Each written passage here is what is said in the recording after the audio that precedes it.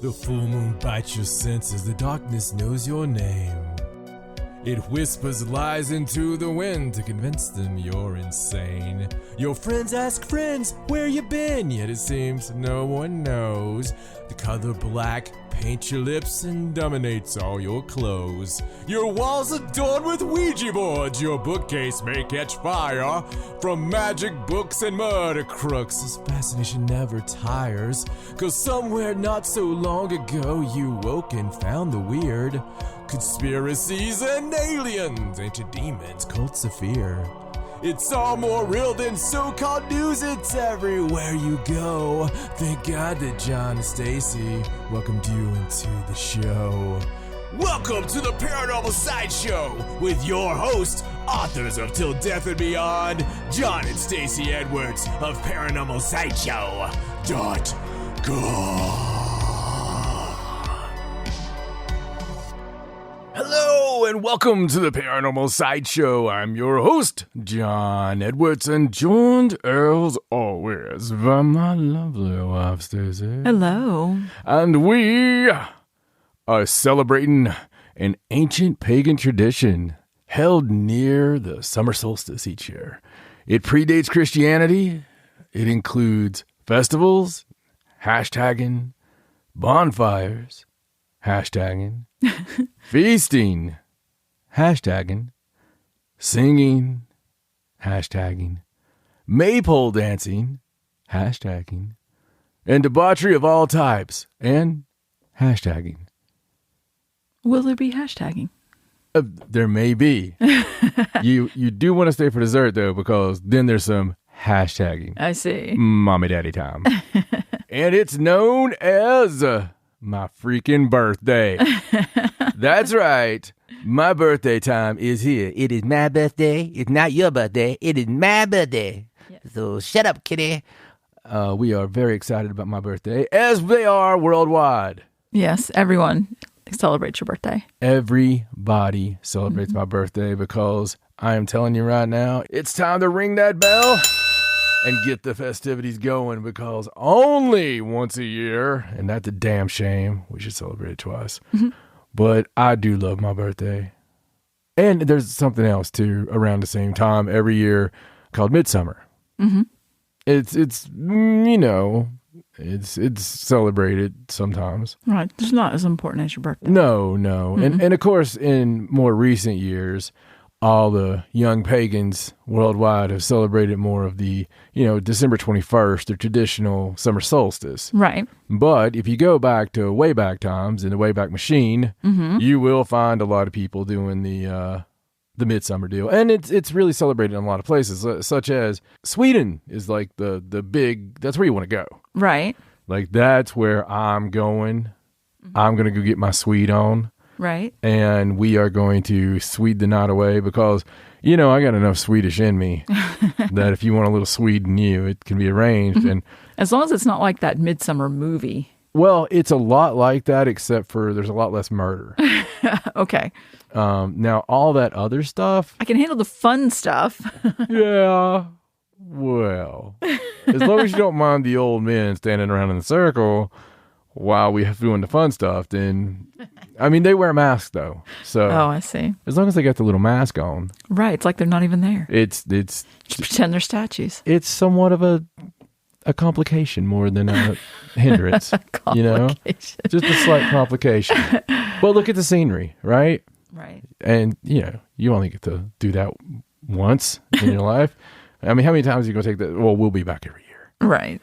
We'll be like exchanging numbers at the end of the time to be like, hey, Vaughn and Hans and Helga, especially you, Helga. We can't wait to come back. Oh. Can you say roll in the hay one more time, please? roll in the hay. We'll go overseas and it'll be like the National Lampoon thing where they find the video that we made ourselves and it turns into like an international porn video. Remember that in the movie? Dude, they're going to, let me tell you, they will have statues of me in Sweden. They will. You'd be on all the billboards and be like, what is going on? It's the return of our leader.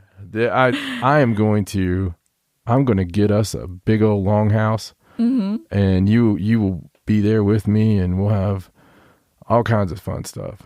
I can't wait. It's because, I mean, when I go back, it's going to be like, oh shit, here he is. This is it. This is what we're supposed to be doing. This is what Swedes are supposed to do. Us beautiful people here in Sweden, we're made for debauchery. There you go. You just got to pull it out of them, you know? And we'll get some Icelandic people there too, because I feel like they escaped. Right.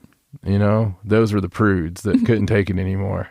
All that sweet. Couldn't handle the debauchery. Yeah, it's too much debauchery. They had to go chill out a little bit. So we'll get everybody back. You know what they do in Latvia? What's that? I think Sweden's bad. In cold digga, it's cool, digga. I said, Jesus Christ. You were laughing. I said, it's cool, digga. Did I almost make you sound like you said something terrible? I was trying to make it, Jesus, Lord. I was trying, like, dig it, like Macho Man. Right, you know, right. It's cool, dig it, you know. And wow, that, because of the cadence of your laugh, that did not come out right at all. That could be creatively edited. Well, it could be. And it don't even have to be. Okay, so you know what they do in Latvia? What do they do? They run naked in the street, Stacy. Oh, wow. At 3 a.m. Isn't it cold there? No. Oh, I don't know. I mean, that'd be better. Be less competition for me, and all the women would be excited. But it's Is there a reason for the running naked? Well, we need to have a talk. See, there's this thing called birds. So because you're excited, because it's June 25th. They do it on June 25th. Oh, well, that's awesome. That's very appropriate. Yeah, it's my birthday. And Sweden is this year, I was checking, because sometimes it's the 24th, sometimes it's the 25th. And, you know, like if you were to Googleize it, it would say June 24th for Midsummer, right? But no, if you go to the official website of Sweden, and you can't get much more official than that. Right. It's being celebrated on June 25th. June 25th. June 25th. Yeah. So, I mean, they tell you, you know, everywhere it says. And it tells you all the cool stuff you get to do, including the maypole dancing, which that's what I can't wait for. You can't wait for the maypole dancing? Well, watching it. I don't think it's the kind of pole dancing you're thinking of. Well, no, it's very much the pole dancing I'm thinking of. I'm thinking of the fully clothed women. Right. That are just, you know, moving those hips that I can see underneath those dresses. It's a lot more fun to get it off than it is to watch it when it's already off and they're trying to pay their way through school. These girls have, you know, milking hands. Right. Wow, that don't sound right at all. Milking hands? Dude, that is not what, listen, I mean, they're good hard workers. Like, they need a release. Oh, Jesus.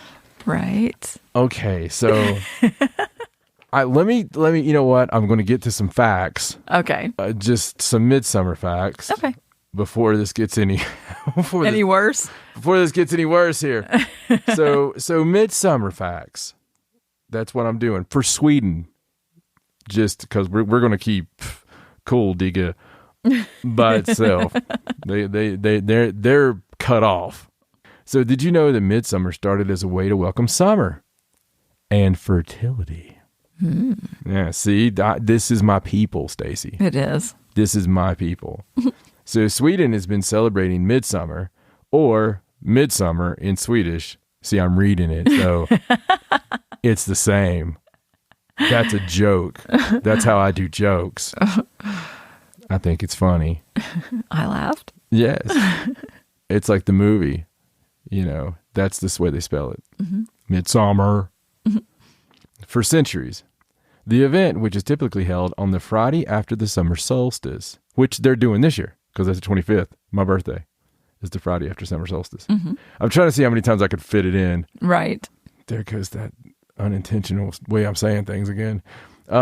It's intended to recognize the beginning of the country summer. Oh, hey, that looks like summer. They couldn't recognize it otherwise. Sorry. It's a 5-week annual holiday. Holy God. Wow. 5 weeks? Including a stretch of time where in the northern part of the country, the sun never actually sets. Oh, hi-oh. Boy, that's some fun. Right. That'll make you crazy. You're gonna party till the sun goes down. Oh, wait a minute. That'll make you crazy. Day drinking. Wow, that's really cool. I didn't know that. Most Swedish cities have their own midsummer event, and many are marked by, instead of celebrating the next city's midsummer event. Right. Yes, today we're celebrating. No. And many are marked by dancing around a flower-covered maypole, which some have interpreted as a representation. Oh, my. A representation of what? Oh, my. Well, it sticks in the ground. Uh-huh. Mm-hmm. Okay. So during midsummer, city streets can be empty. I bet they are, he said knowingly. Midsummer is one concession to appearing spooky, because celebrations take place in the countryside. Most residents head out of town for festivities beginning on Midsummer's Eve, leaving their cities almost devoid of people. Businesses shut down. Man, I want to be in the city then. Like if everybody left the city, right? Me and you'd be down in the city. Right. You're like, oh, damn. Listen to that. Silence. But no, we wouldn't. We'd be up in that field getting our rabbit on. Mm-hmm. Businesses shut down and roads are cleared. That eerie serenity is broken as soon as you hit the main thoroughfares, which are typically congested with cars looking to get to the country. Man, they take that serious, don't they? Mm-hmm. Midsummer revelers pick flowers to find true love. Now, I know this because this is like an old school tradition. Mm-hmm. Going back to the first, like the maids take the flowers and the maidens. Good Jesus. Come on, those maids have to have some fun sometimes. Yeah. Cleaning all the time. You girls got any of those flowers left? I'm going to stick one in my pillow tonight, see if I can get something better than your daddy. Your daddy's been steady. He bound me on that maypole, and I had to make a deal with him to get off of it. I want another flower. That's a Swedish dialect I'm using. It's clearly very rarely known. It's inner Sweden. Right. Very centralized region. Did you hear a whistle? Was that out your nose? Did you hear that? I didn't hear it. Oh man, I hope I don't have a Swedish ghost. Anyway, they picked 7 different species of flowers and put them under their pillow. Legend has it that their future spouse will appear to them in a dream.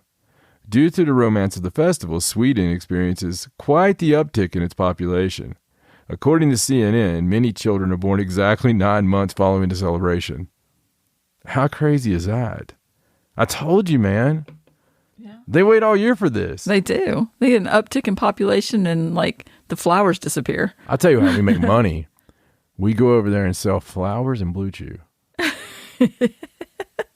Just get 7 different species and for the lazy midsummer reveler, you don't look for your flowers here. yeah, just blue chew under the pillow for the men.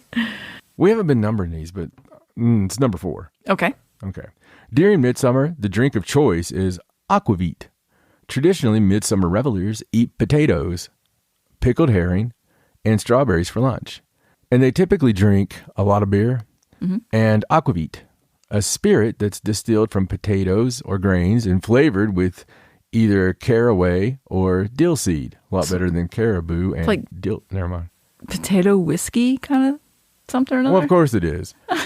Potatoes grow in anything. Mm-hmm. Did you know that? I knew that potatoes would grow in a lot of places, yes. Yeah, so it's a good thing to grow potatoes and learn how to cook with them, especially in places like this when you're more focused on maypoles. There's no masking the taste either. People usually drink it straight, though chasing it with a beer isn't unheard of. Wine and other beverages are rare sights. I'm not going to chase it with anything when we go, because they're waiting for that. Right. It's like, well, look, it's of American. I wonder if he's going to faces aquavit. It sounds like we're going to Transylvania now. Well, I mean, it's very close. Right. I mean, right? I don't know. I mean, I'm talking about dialect-wise, like when we're pretending to be that person. I see. Sure, let's go with it. Okay. Yeah, okay. So some Midsummer attendees wear traditional clothing, which gets me so randy. Mm-hmm. Man, I love those red dresses and those big white puffy shirts. Mm-hmm. The big flowers on the head. You know I like the flowers on the head. You do. We did the summer solstice celebration. I just shared that picture. Flower crowns. Those were fun. We made those ourselves. I didn't know if I wanted to jump you or throw you over that cliff. Like, it was a really weird solstice feeling. I'm kind of glad you didn't throw me over the cliff. Well, it went back to my most traditional midsummer roots. Right. I was like, we're right there. And I was just like, she's dreamed about dying on the cliffs at the water her whole life. Am I supposed to fulfill this? I'm pretty sure it wasn't because I was thrown off by my husband. Oh. Well, you told me you never remember the first part. You could have got hung up on some chains once you got to the bottom. Right. You know that happened to you, right? Probably, yes. You don't just dream that you're chained to rocks and slowly drowning. Right. It had to have happened. I'm sure. I would like to know when, though. I'm pretty sure in all my past lives, I was annoying to somebody. Hey, I've got a little story for that here in a second. Okay. Yeah. I found a medical condition. Okay. I'm thinking I might be able to get a check for being married to you. Why is that? Oh, I'll let you. I'm going to go over it here. I just wanted to know it's not me. Right. It's a medical condition. Yeah. I just wanted you to feel better about it. I see. I look forward to your explanation. Well, yeah, because I don't like making you feel bad. I'm being serious. Right. Okay. Like if I'm telling you not to pop your gum, I just want you to know that it's not you. It's me. It's a me problem. I see. Anyway. So revelers in Sweden typically attend midsummer parties in casual or garden party type clothing. But some make an effort to wear traditional folk dress. It's also known as folkdräkten. Folkdräkten. That's a fun word. It's a strange one. Folkdräkten. Look at this word. Oh, that looks like it could very possibly be a bad word. If you didn't know what it meant. Folkdräkten. Ooh. Folkdräkten? Yes, please. Just visiting the place. It's folkdräkten? Sure, I'll have some of that. Folkdräkten of the region. In Småland, women wear white lace blouses and ankle-length skirts. Men wear blue vests and elkskin pants. Oh, I'm going to have no competition. Participants make their own flower crowns or crons. Number 6, Midsummer has a classic song about frogs.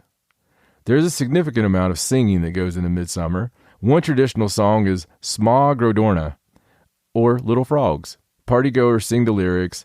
The little frogs are funny to observe. I don't know how the tune goes.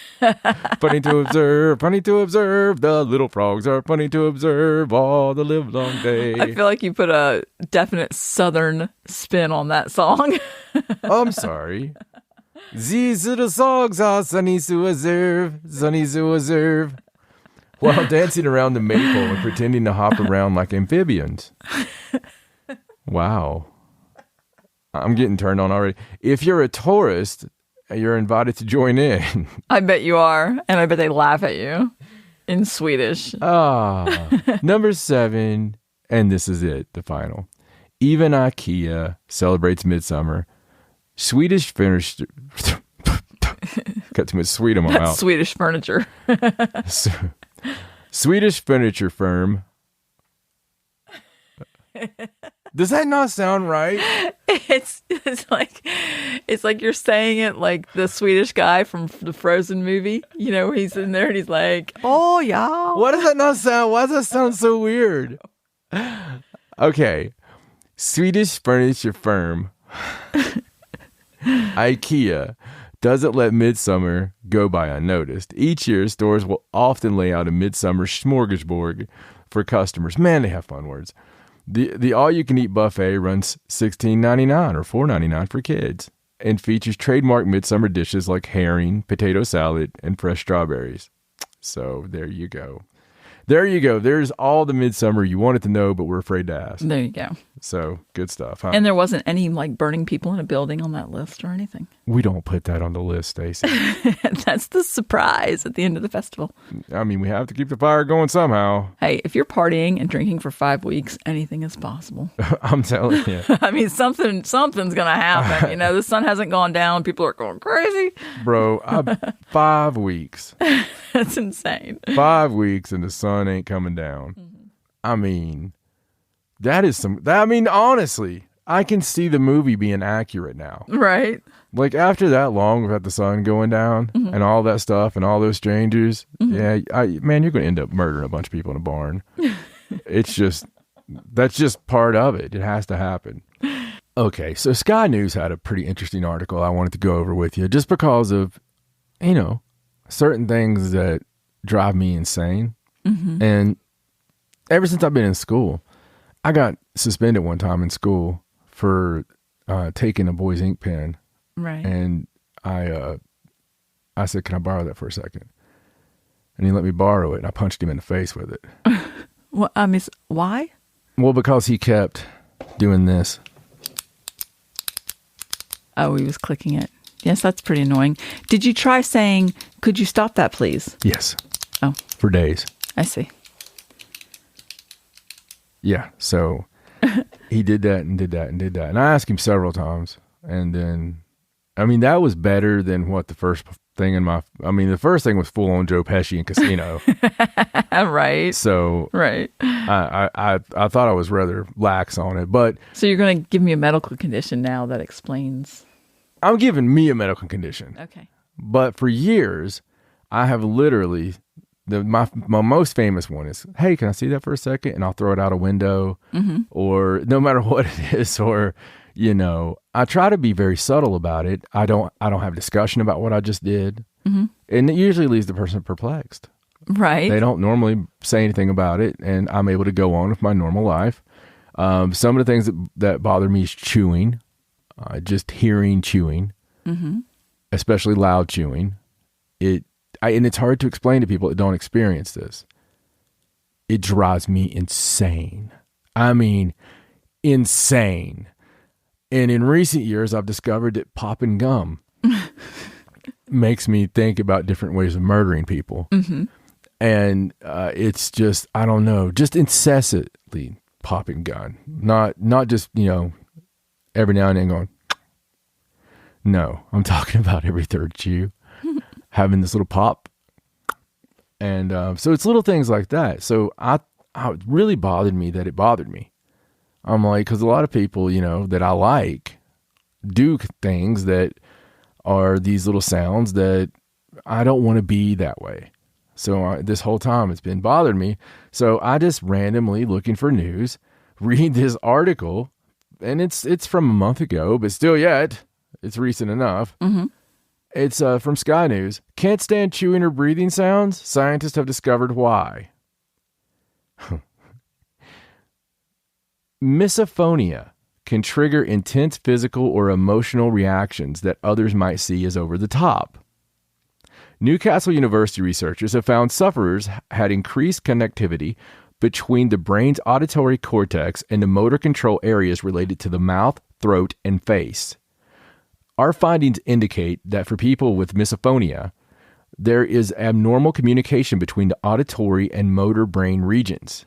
You could describe it as a super-sensitized connection, said lead author Dr. Sukhbinder Kumar. Okay. I wish I was not like... Can we just call him Dr. Kumar? Oh, absolutely not. It's Dr. Sukhbinder Kumar. Okay. It sounds like something from the Hitchhiker's Guide to the Galaxy. It does. Sukhbinder Kumar. This is the first time such a connection in the brain has been identified for the condition. The trigger for people with misophonia, meaning hatred of sound, is usually oral sounds. The reaction can be anything from mild disgust and anxiety to panic and the urge to flee. Around 6% to 20% of people are believed to be affected, and it often first appears around the age of 12, more commonly in girls. It can put a strain on the social life of sufferers as they try to avoid the trigger sounds. Dr. Kumar said some people with the condition can lessen their symptoms by mimicking the actions that generates the sound, which might help restore the sense of control. Using this knowledge may help us develop new therapies for people with the condition, he said. And it's published this month in the Journal of Neuroscience. Wow. So it's a neurological condition. So basically, there's some screwed up wiring between your ears and your brain. Yes. That makes sense. Well, it does, because the neurosurgeon that I seen years ago held my hand, scolded me for things that I had done to my brain, right, and begged me to come back. And Stacy, to this day, have I been back? No. Okay. No. And I don't want to go back, so I'm not going to go back. Right. And the only real side effects I have seems to be the uncontrollable anger that I experience from hearing people do certain sounds. Yes, this is true. So, I mean, we can live with that, right? Yeah, absolutely. Yeah. I wonder if that also contributes to, sometimes you hear things that people say, but you hear it wrong. Do you think it's the same, like, pathway from your ear to your brain? Like, did you just say, and then you'd say something really funny? It could be. It could be, or it could be the inability to enunciate from people around me. I don't think that's the problem. Well, no, it probably isn't the problem. Not when you're mad, anyway, because that's when you are misenunciation. When Stacy gets really pissed at me, she'll be like, "I don't think that is it whatsoever. Not one bit is that what it is." So she'll be like, "No, what I actually said was." I love it. I always know I'm in trouble when the enunciation starts. Even the freaking baby, when the baby hears the enunciations, the baby tenses up. She'll look up at me with those little side eyes like, Are you gonna be okay? You good, bro? It's funny, man. Everybody knows mommy's triggers. So it's especially like if I innocently holler upstairs up in the loft and I'm like, "Hey, sweetie," and sometimes you'll get the "yeah," and I swear to you, every one of the kids will look at me. It always happens the same way. They all look at me at the same time, and I'll be like, "Hey, are you busy?" No, I'm good. What can I help you with? Just wondering, And so there's little things. We all have little things, but it's funny because everybody gets such a kick out of hers because they don't happen very much. But when they happen, let me tell you, when Stacy gets pissed at somebody at a shop or something, it's a sellout for the kids. They do everything they can to be the one that gets to go with her to the store, just to not go in with her. No, because they don't want to be there when that happens. They just want to watch the fire. They're heavily mortified when they're there with her when she goes off. The poor Cody, my God, poor Cody has been with her before. Like he's come home before after they went and got pizza or something, and he'll just be like, he'll sit down and I'll be like, "What's wrong?" "Oh, Mama got pissed." "What happened?" Mama got mad at them. They took a long time on the pizza, and then they waited on somebody else or something. Hey, it takes a lot for me to do that. Like, I don't just run in and, I'm very patient. I understand. I've had jobs like that before. She whips a Karen's ass. I'm just going to tell you. I do not get upset unless it's extreme. Yeah, no, you're right. Mm-hmm. Yeah, unless it's extreme. Unless what they do is extreme and it's warranted. That's what I meant. Yeah, but I mean, you're mostly a sweetie. I think it's because you're hiding too much, and then, no, fuck. I think it's because you're keeping too much in. Mm-hmm. Like times you want to say something, right? You don't, right. So it builds up, and it comes off on the UPS guy. I get a lot of my aggression out with the automated phone systems. Yeah. Freaking hate those. When we hear that, it's another Edwards family secret. When she's calling something and we hear that it's automated, the most recent one was we were going to get an AEW wrestling pay-per-view. And it was me and Cody and Raja and the kids and everybody. And we had our food and we were all ready for the festivities. And so, our cable bill is always paid. And we keep cable for some unknown reason, even though we've got every streaming service there is. But anyway, I think it's because of the phones or something. But she's calling to do the bill because the cable box doesn't want to cooperate. So she knows she's paid the bill, and that doesn't start off. It's already not well because she likes to make sure everything's good, for her family. So we hear it from the other room when she goes, "Yes, yes." Yes. It doesn't ever understand what I'm saying. I need to speak to a person. And then she'll start cussing the automated thing. I need to speak to a mother effing person. You used to be able to just hit 0 and it would take you to like an agent, but now it's like, I need to know why you're calling. And then it gives you all these options and none of them are the right options. Well, honestly, I've come home and she's already enunciating. And I'll come home from work and I'll be like, "Hey, is everything okay?" "It's fine. Everything is fine. It's all good. What are you doing?" Just gonna, okay. And I'll be like, "Have you had a chance to work on the show?" "Oh, yeah. Working on the show. Been doing it all day." So it's a lot of fun. It's a lot of fun. But that's me. It's a neurological condition because of my concussions. So instead of getting mad at me when I say something, you should be like, "You poor child." Yes. Or instead of pointing out things I'm doing, you should say, "Oh, this is my problem. I'll just deal with it." Oh, I don't point it out anymore. I don't point it out anymore. You should know that part. But speaking of pointing out, this is not a segue whatsoever. Right. If you want a few things pointed out to you, you need to go to paranormalsideshow.com. Because that is the place. And you can get all of the news. You can get all of our good little linkos that are going to all our places and all that good stuff, including a link to our Patreon.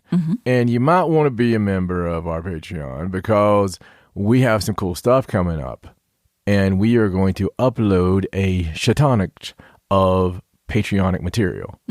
And on that stuff, because we're going on like some journeys. We are. Taking some trips coming up. Taking quite a few trips. It's vacation time, people. And vacation for some people means a lot of work for daddy. Because I'm going to be doing a lot of crap. And we are hitting the road with the Great Sideshow of 2021.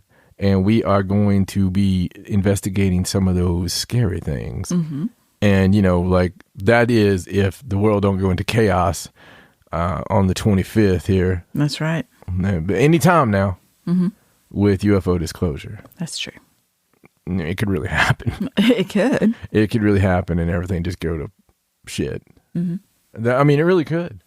And I'm predicting it still that we're going to get some type of announcement or something. Even if they don't give us anything, I think it's going to happen on Friday. Yeah, on the 25th. Yeah, on the 25th, which is tomorrow. So, who knows? What do you think? Do you think it's still on? I think so. I think it's the 25th because it's the last Friday of the month. And you're getting into, I think I saw a post somewhere where it's like it's the anniversary of the Kenneth Arnold sighting. Yes. Like June 24th, 25th. Yeah, 24th. Well, no, Kenneth Arnold was 24th. The 24th. Yeah.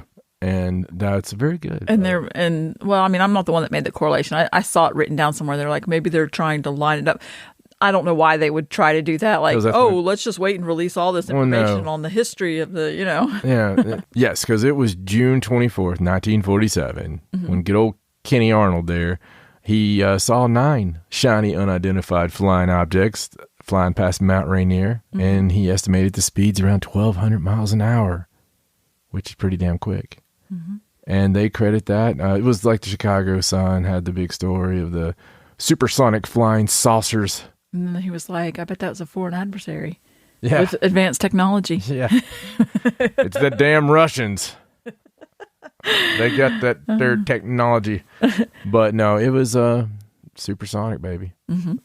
And it was some good stuff. Flying saucers. That's where it came from. Yes.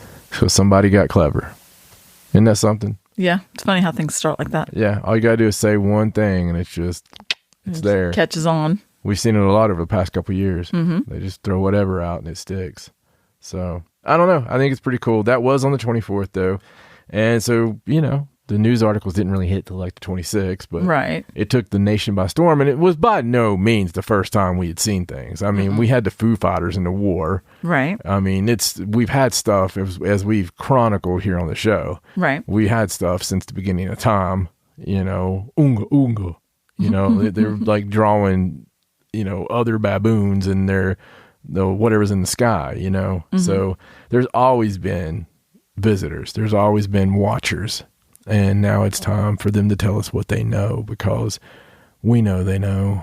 And it's the whole thing. Even people that are supposed to be on our side that are coming out saying, well, I don't believe that, they know this or they know that.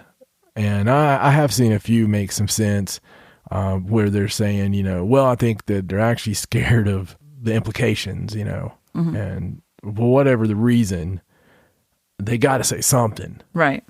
Even if saying something means we're not going to say nothing and they just come out and tell us that, mm-hmm. I still think that announcement happens this Friday. Mm-hmm. So hopefully it does. But regardless of that announcement, we are going on tour, baby doll, and we are going to be hitting Pennhurst. Yes. Super excited. And Pennhurst is going to be something. Mm-hmm. We're going to hit Gettysburg too, but I don't know how much of that we're going to film, because that's going to be one of those, it's going to be more of a quick top thing. Right. We're sort of just going to pop in there and... Hey guys. Yeah, that kind of thing. Salute a little bit. Right. Flash them. See what we can get. But Pennhurst is planned. Yeah, Pennhurst is 100% all night long, baby. It's a big deal. Mm-hmm. So we're going to be getting some good stuff there. And not only that, we're going to be hitting St. Albans, so that's going to be a lot of fun with our friend, Mr. Marston. I see you, Mr. Marston. But me and Alan set that up earlier this evening, so it's going to be over the same ride of time there. Mm-hmm. And we're going to be doing the all-nighter at St. Albans finally with them, and I'm very excited about that. So excited about hanging out with Alan again. So we'll have a bunch of stories, and anything too crazy happen, we'll bring him on here mm-hmm. and talk about those experiences.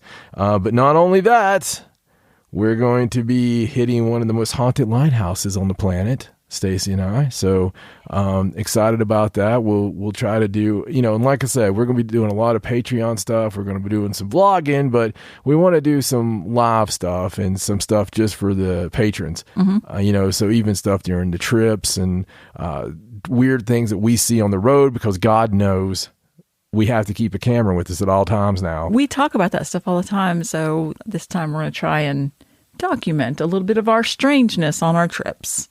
We have a spot, that undisclosed spot, but a haunted bridge that we're going to mm-hmm. Deep in the woods. And we can't tell you where, because, well, that would be dangerous for us. So it's very haunted, very spooky, and it's in the supernatural way, not in the paranormal way. Sorry, that's just those who know. But we're, looking more for tree folk on this one. Mm-hmm. And we are going to be going to one of the most haunted towns in the nation to look at some old historic hauntings and do a couple little tours. And I'll just give you, that's the only hint I'll give you. There's an ocean real close to it, an old graveyard, mm-hmm. and maybe a jail or two. So we're going to be doing some stuff like that. And that's all the next couple weeks, folks. So all kinds of haunting goodness. And we will bring you as much of it as possible. And we'll be putting all kinds of it for later viewing on YouTube. And, we got a lot of fun stuff going. So as far as the show goes, you'll be hearing a lot from us. It just might not be in the traditional way, right? But we will be putting a lot of content out and having a lot of fun and getting a hell of a lot of information and a lot of stuff to play for you and a lot of EVPs. But you know what? We could sit right here in the studio and get those, couldn't we, Stacy? Yes, we can. So tell them about last week. All right. So, we had the show last week and it was a great show. I edited it. And then John was listening to it back with the girls, and he comes upstairs and he goes, "Did you hear this?" And I didn't know what he was talking about, but he played it for me. And during a part where he is talking about something, he's talking, so it's not him, he's talking. There is the clearest, loudest, just a yes, as loud as can be. It's right there. It's agreeing with what I'm talking about. It is so crazy. Yeah, it's agreeing totally with what I'm talking about. And it's pretty funny, actually. And just in case you did miss the EVP, here's Stacy with the power of Tommy Wimey explaining to you what you're about to hear and you hearing it. And, okay. All right, I'm just going to insert this EVP in here from last week's episode. Now, what you're going to hear is John and I were talking about conspiracies, and he's talking about how our history was not correct. And the part that I cut out, you're going to hear him say the word correct, and then he's going to say our history and take a breath or a pause, and right in that pause space, you'll hear the yeah, and then you'll hear that he continues talking. So I'll just play it like 2 or 3 times, and you enjoy. Correct. Mm-hmm. Our history, it's so correct. Mm-hmm. Our history, it's so correct. Mm-hmm. Our history, it's so how about that? Huh? Mm-hmm. Good stuff. Crazy. Good stuff. And that happens all the time. In fact, if we don't talk about it, let us know what you hear, because there might be something we missed, and we want to know about all those.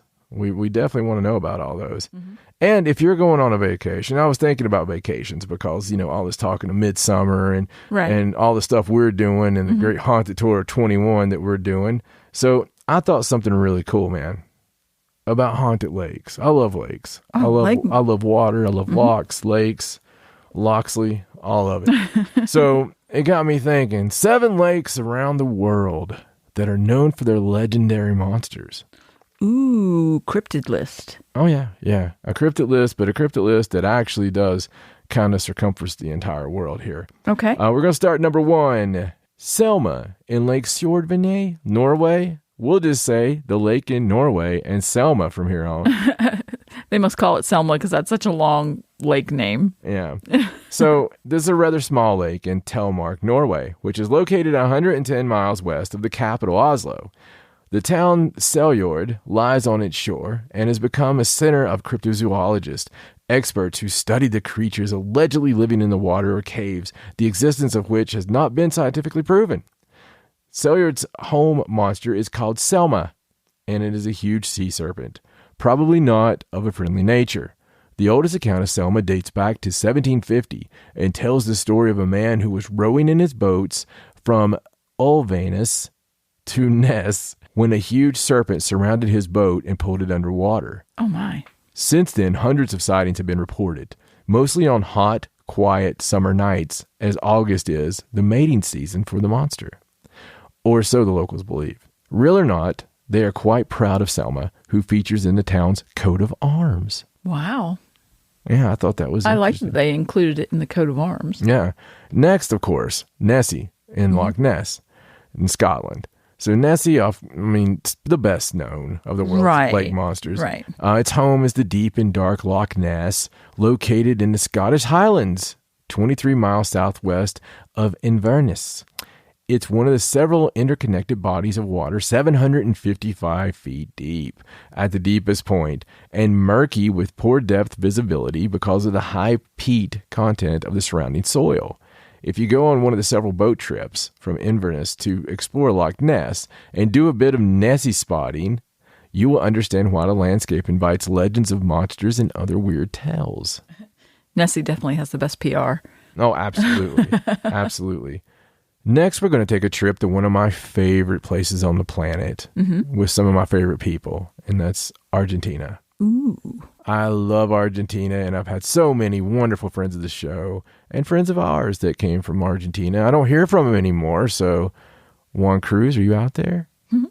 Doc Nico, are you out there? Because if you are, I'd like to hear from you guys. Anyway, maybe you can tell me a little bit about, and excuse me for the pronunciation, but Nahulito in Nahuhuapi Lake. This beautiful high-altitude lake in the foothills of the Patagonian Andes in Argentina is part of a national park of the same name and home to its own monster, Nahulito. Although there existed stories about the monster told by the indigenous people, Nahulito came to the attention of the world thanks to an article published in the Toronto Globe in 1922 about a sighting by a journalist in 1910. The latest is a series of photos taken in 1988, but the photographer did not reveal his name, only said in an accompanying note that he had actually seen the monster's face, which again is compared to a sea snake or even a dinosaur. Pretty cool stuff. Wow. And I believe it with Argentina because so many dinosaurs have been uncovered down there. I mean, long dead ones, but still, yeah. Right. That's a big place for dinosaurs. So it's one of those places also that probably wouldn't have been hit by the Ice Age. So, I mean. Well, and anything that lives deep enough in the water, I mean, I know there are lakes, but there are some pretty deep lakes, would escape any kind of surface problem. Well, a great flood wouldn't have hurt it, would it? Right. So that's what I've always thought about. Is that it would probably have been, pretty okay if it lived there already. That's true. It's like, oh, this is nice. Got a little warmer. Some extra water. Taste a little protein. So number 4 is Ogopogo. Yes. In the Okanagan Lake, British Columbia. Located in the Okanagan Valley of British Columbia, Canada, of course, this lake is 84 miles long and has an average depth of 250 feet.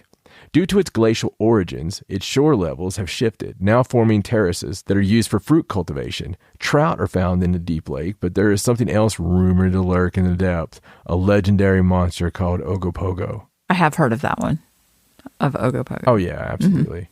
Number 5 is, again, one of my favorite countries in the damn world. Okay. You can tell my favorite countries because they all have monsters. They all have sea monsters. Yeah. Or lake monsters, I guess. Number 5, Canavari in Lake Van, Turkey. Ooh. Lake Van is Turkey's largest lake in the region of Anatolia.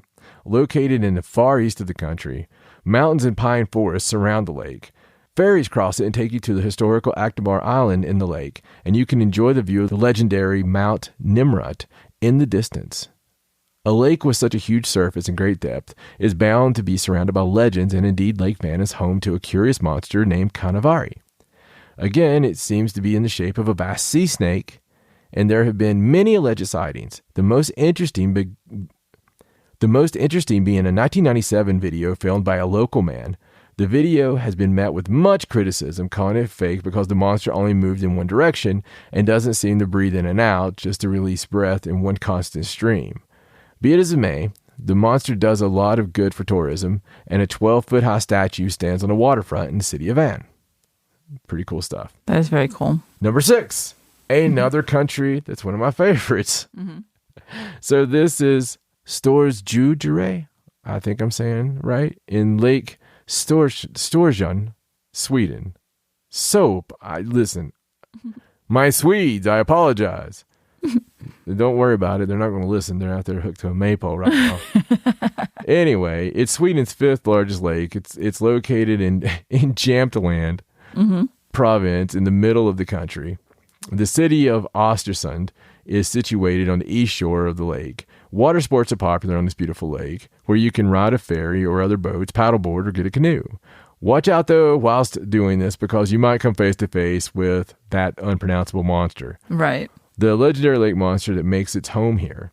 The monster, which is described as a snake-like with a cat, dog, or snake head, was first mentioned in a manuscript from 1635, which reports that the monster had been tied up at the bottom of the lake by a heavy stone covered in runes. Another folklore about the origin of the monster is even more colorful. According to that story, 2 trolls were tinkering with their cauldrons at the shore of the lake when suddenly a nasty smell emerged, and from the other pot, a horrible snake-like creature emerged and slid into the lake. Many sightings have been reported, all of them different in their descriptions of the creature, but nothing has been proven scientifically, so maybe you can dip into the water without fear. That's really strange. I wonder what kind of head it has. I mean, cat, dog, or snake, that's pretty wide. Maybe there's 3. Maybe. Maybe there's 3 trolls and a different came out of each cauldron. Oh, maybe. They're trolls. They're stupid. They were just watching the one cauldron. Come on. Number 7, Memphrey in Lake Memphremagog, bordered by Quebec. I said Quebec because I took French. Sorry. I see. Bordered by Quebec and Vermont. Mm. So Lake Memphremagog, I think, is a finger-like freshwater glacial lake that stretches between Vermont and Quebec. First Nation inhabitants were the first to talk about a lake monster of snake-like appearance, apparently very similar to Nessie. Mm-hmm. Many more eyewitness accounts have been recorded, so maybe, who knows? You know what? There's a lot more than this. This is just some of them, but, if you think about it, there's like Champ and, there's a ton of them out there. There's a very much... and it is always the same kind of description. And I've never given a whole lot of thought to the fact that, the description is always like that. Mm-hmm. Our friend David Weatherly writes a bunch of books. Right now he's doing a whole series and regionalized. And a lot of those have about the sea serpents in the certain areas in the lakes and stuff. So you should go to Amazon and check out David Weatherly's books because there's a lot of recent ones. Might have a book about your region right now.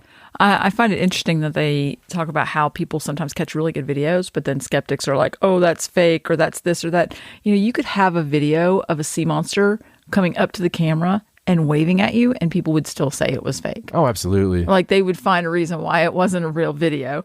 It's too good. It can't be real. Absolutely. I think that, some of the stuff we're capturing now with UFOs, I watch authentic UFO videos daily. Right. Real things that are amazing. But, CGI is at such a good position right now. Right. That I think people can honestly just discount it and they can sleep okay at night because they're thinking, oh, well, that's probably this, Margaret, Right. And when in fact, it's some of the greatest footage you've ever seen. I wonder if there's like a sweet spot in there where it's not too good of footage, but it's not really bad footage. Like there's just like this right area where it's like, yeah, that's pretty believable. I believe there is. I believe we hit that with military footage.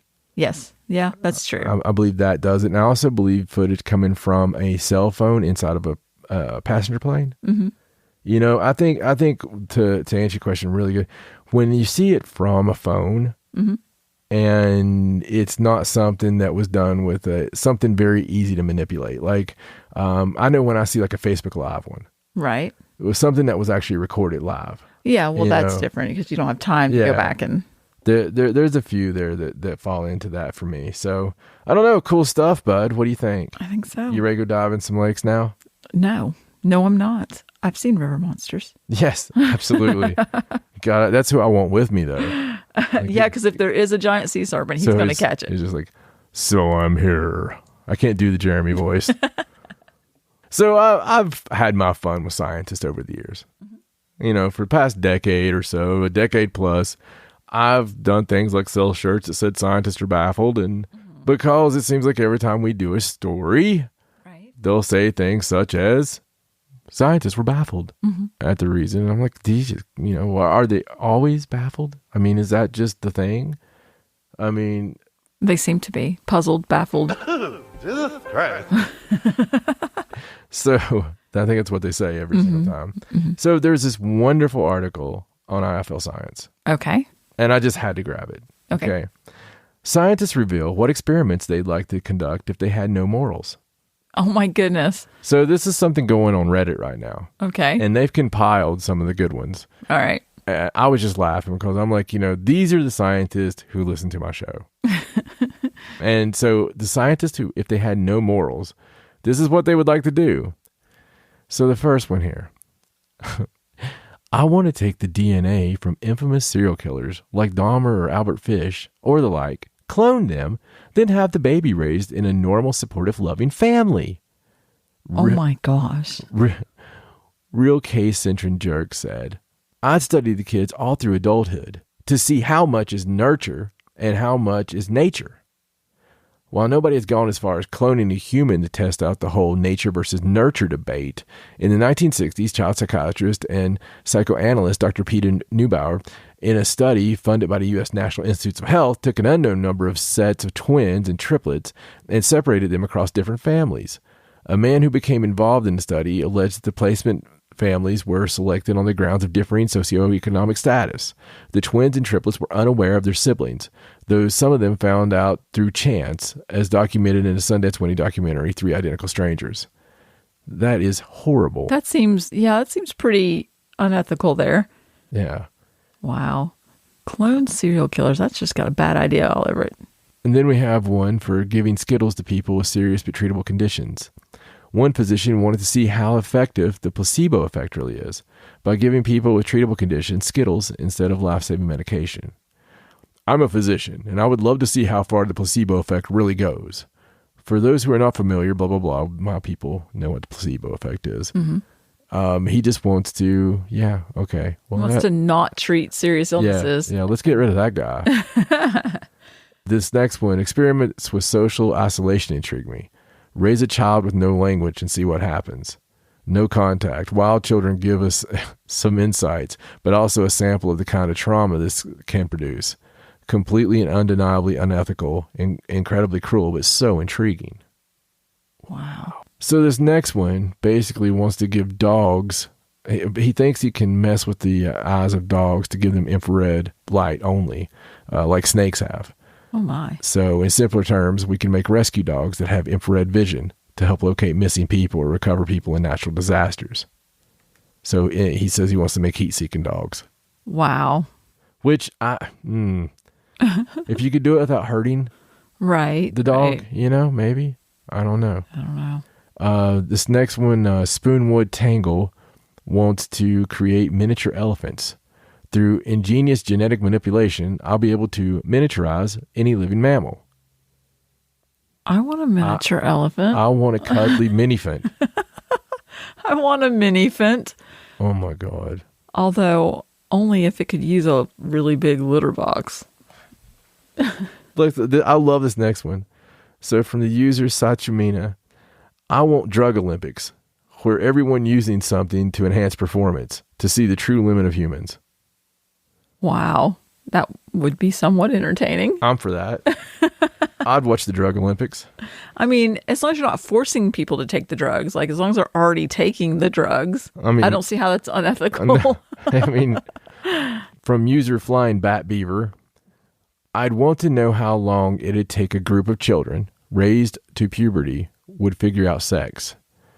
I'm sure they'd figure out masturbation on some level, but how long would it take for them to figure out tab A into slot B?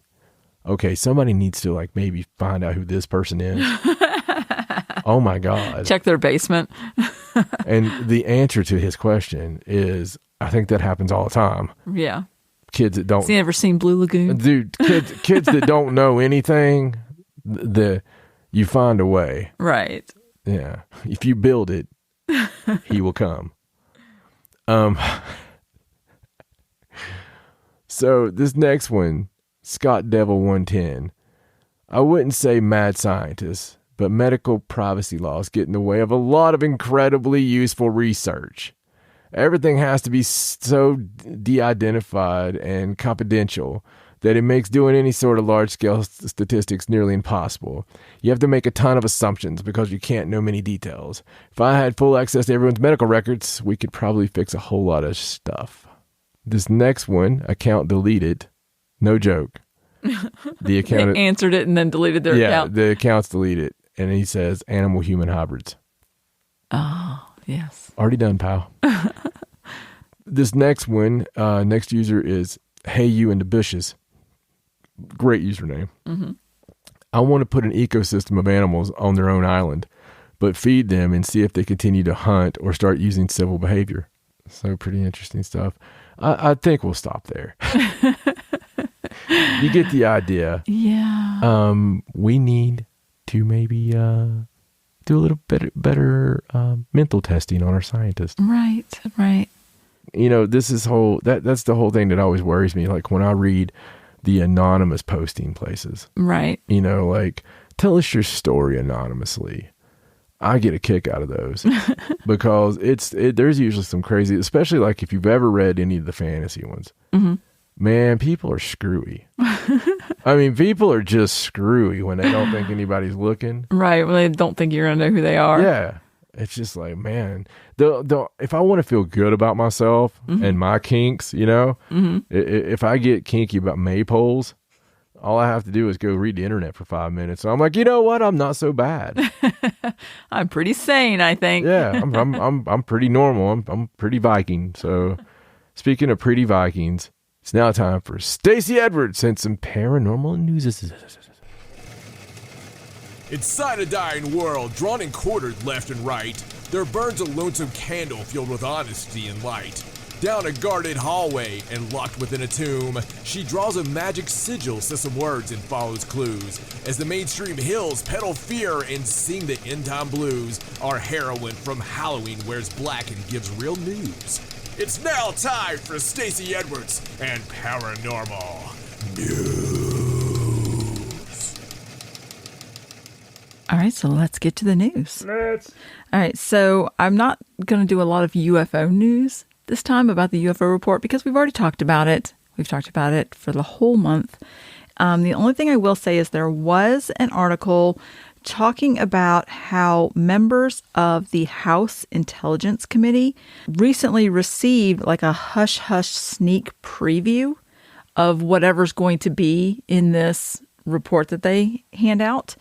And they said that they did this meeting inside something called a SCIF, SCIF, or a Sensitive Compartmented Information Facility.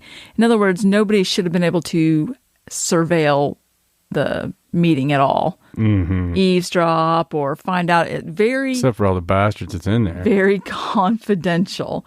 And it says that Capitol Hill lawmakers, when they came out of this briefing, this hush-hush prequel meeting or whatever, they did, say that UFOs could pose a pressing threat to our national security. And now this particular meeting, the briefing was with the Navy and FBI officials.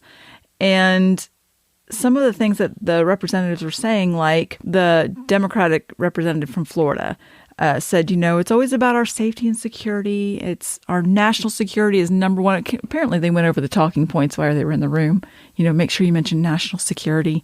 That's our top priority. Right. Adam Schiff, who happens to be the chairman of the House Intelligence Committee, claimed, or he implied, that the briefing was very eye-opening.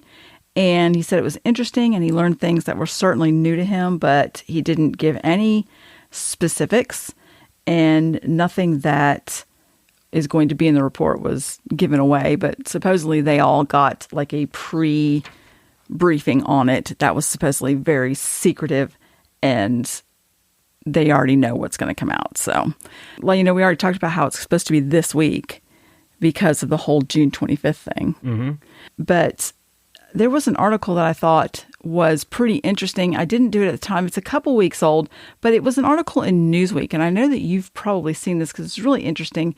It was about an investigative report that they did, that Newsweek did, about the Pentagon and how they use the world's largest, quote, secret army of undercover operatives to carry out, different domestic and foreign operations.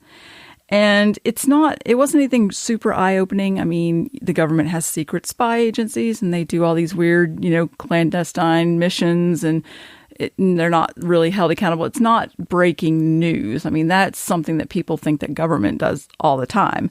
But what I thought was really interesting about this particular article is they talk about how the fastest growing group within the Pentagon's, clandestine forces operates exclusively online. And they call them, quote, cyber fighters. And they assume fake identities to do things like gather intelligence and search for what they call publicly accessible information on the internet. And they even reportedly take part in what they call campaigns to influence and manipulate social media. Now, this is in this report, this is a whole investigative thing that they did. And the reason I thought this was important is because of the whole UFO report coming out. And, we've speculated on this ourselves, how no matter what comes out in this report, there's immediately going to be thousands of people discounting anything that's been said, especially online. Yeah. And social media. And, that's, we've already heard all this. And, that's silly. Right, and that's right. nothing new. And so I thought the timing of this particular article was really interesting. And it talks all about all the things they do and how nobody really knows the extent of the program. It's that secretive. Yeah. Yeah. Well, I mean, it's talked about it for years, literally, that there's a force of people that as soon as something goes up and it goes against their narrative, they have trolls that hit the airwaves, Twitter or Facebook or whatever. Twitter is, you can notice the biggest, if something starts trending against something they don't want you to see, say the president says something they really don't want to be out there, then that word will be trending. Right. And they'll put these hacks on there to go in the narrative they want, but hashtag that same word. And I've seen it a million times. And they just control the narrative. At least they think they do. What they actually do is control the resistance, because they're building the resistance themselves. The more bullshit they do and put on us like this, where they have 60,000 or whatever it said, operatives that are basically, we already found out because of leaks that the NSA, we have no freedom. They listen to everything we do. We have no privacy whatsoever. It's all an illusion. And it's sad when you start thinking about really where we're at and what we've put ourselves into. It's really sad. The best thing that could possibly happen to us right now is for the aliens to make contact and just, rip a little hole in their plan. Right. Because it's really ridiculous how much is spent, black budget money or this and that. I think one of the big things I'd be worried about if I was part of this people that have been hiding UFO stuff is how much has been being spent of tax dollars each and every year. Right. On the research already that they've lied to us about, that they've said was, the $30,000-$40,000 toilet seats and what have you. Right. Because that's what's been happening forever. And we make a haha joke of it, right? When people are going hungry and starving, and when people can't get health care, and when people, the state of everything. Right. You can't fix a damn pothole on the road, but you can spend $50,000 on a toilet seat. So right. There was a number in there. It was upwards of $900 million. Yeah. Something like that. But the Newsweek article is a very long article. I just picked that one little section out because I thought that it was relevant to what's happening now. It is. But the article is very long, and it goes in really in depth on fake IDs. And they talk to this one guy who's undercover and talks about how the government pays the bills and the taxes and for all the fake identities and the costume. It's very like you would see in a movie, and it's really real. Oh yeah, and it's crazy. When you read it, it's just crazy. Yeah, absolutely. And we've known all this, for a while. But seeing it black and white is definitely something for you. I don't know, man. This you got to remember. As the United States goes, so goes the world. Now, the world, do they like to hear that? Absolutely not. Because everybody's ego wants them to be the way that it goes. But we know that whatever U.S. policy is, pretty much that's the policy. And right. A lot of people look at it for good or bad. It's your superpower. And, so the eyes of the world are upon this UFO disclosure. How much are they going to let out? How much are they going to talk about? What are they going to say? And, it's a really, really, can't even talk about what a big deal this could be. And, even in Japan, last September, they released a deal where they were like, finally, okay, talk about it, report it. We're going to open it up. Because before that, they had always been like, just keep your mouth shut. We don't talk about that stuff. Right. Well, speaking of Japan, I do have a story about, and it's funny that you said that about, as the U.S. does. They are doing something because, there's growing attention on UFOs in the United States. They are opening up a research facility in Fukushima set just for UFOs. Is that really the best place to open it up? I have no idea, but that's where it's going to be. It says a research facility on UFOs will open later in June in the city of Fukushima in hopes that the follow the glow behind the unidentified flying objects witnessed around the world can finally be uncovered. And they want it to also be a new tourist attraction. Now, it's going to open on June 24th because we know why. Fancy that. It's UFO Day because it's the whole Kenneth Arnold, 1947. Already talked about that. But their plans are really interesting. It's going to be a center devoted to UFOs, and it's going to create a network of researchers at home and abroad. And they're going to even plan events to try and lure UFOs to the area. There you go. So I think it's amazing. It's definitely a research facility. They're going to analyze witness reports. And the person that is heading up this particular research facility is a man named Takaharu Mikami. He is the editor-in-chief of a monthly magazine. I think it's called Mu. It's just MU. And it features supernatural phenomena. And he's going to head the research facility. He's going to have about 30 people that's going to be helping him out. There's going to be a website that's going to be available from the launch time that he's going to gather photos and video footage and other information and for them to analyze. And of course, it's open to worldwide, global. They want everyone to participate. And the article says that there have been reports of illuminated flying objects in the town, this particular town, since around the 1970s. They suggest that there's a mountain there called Sengenmori Mountain. It's kind of shaped like a pyramid, right? Which is a little strange. Yeah. But they feel like that is what attracts the UFOs to the area. They say that area has a strong magnetic field. Interesting. Yeah, it does shape now. Of a pyramid. And it can interfere with the use of a glowing compass. Birds and like three-headed fish. and one of the first projects they're going to do there is they're going to have members walk around the mountain and try and look for clues, anything that would attract a UFO. But I just think it's an amazing project that they're doing. And in the article, it was talking, it happens to mention about the UFO report in the United States, and they gave the date of June 25th. Very strange. Which I thought was really strange. I don't know. The Japanese are clever people, though. Yeah, I don't know if they know that for sure, or if they're just saying by that date. June 25th. But... But there it is out there again. So I thought this was really interesting that they were going to go ahead and open this, make it a tourist attraction, just put it out there. In May, we had the people come out, the former U.S. Defense Department official that came out and said, all that stuff is real. And I guess the other countries are just like, oh, they said it. Yeah. Time to do our thing. Berries. Yeah. I mean, it's pretty cool. I think that's awesome. I mean, I love Japan. I love everything Japanese. I can damn near understand the language, if not speak it. just from listening to it. Oh, I mean, my God, I listen to 10 hours of it a week. Right. So it's, I could definitely get there when they're trying to speak English down pat really well. So I say son after a lot of names. And just out of habit. Yeah. So good stuff. Well, I have this other story, and this is a story from Mysterious Universe, the website Mysterious Universe. So I have to credit them with finding this particular information because it's very obscure. So this story comes from a website called 528hertz.space.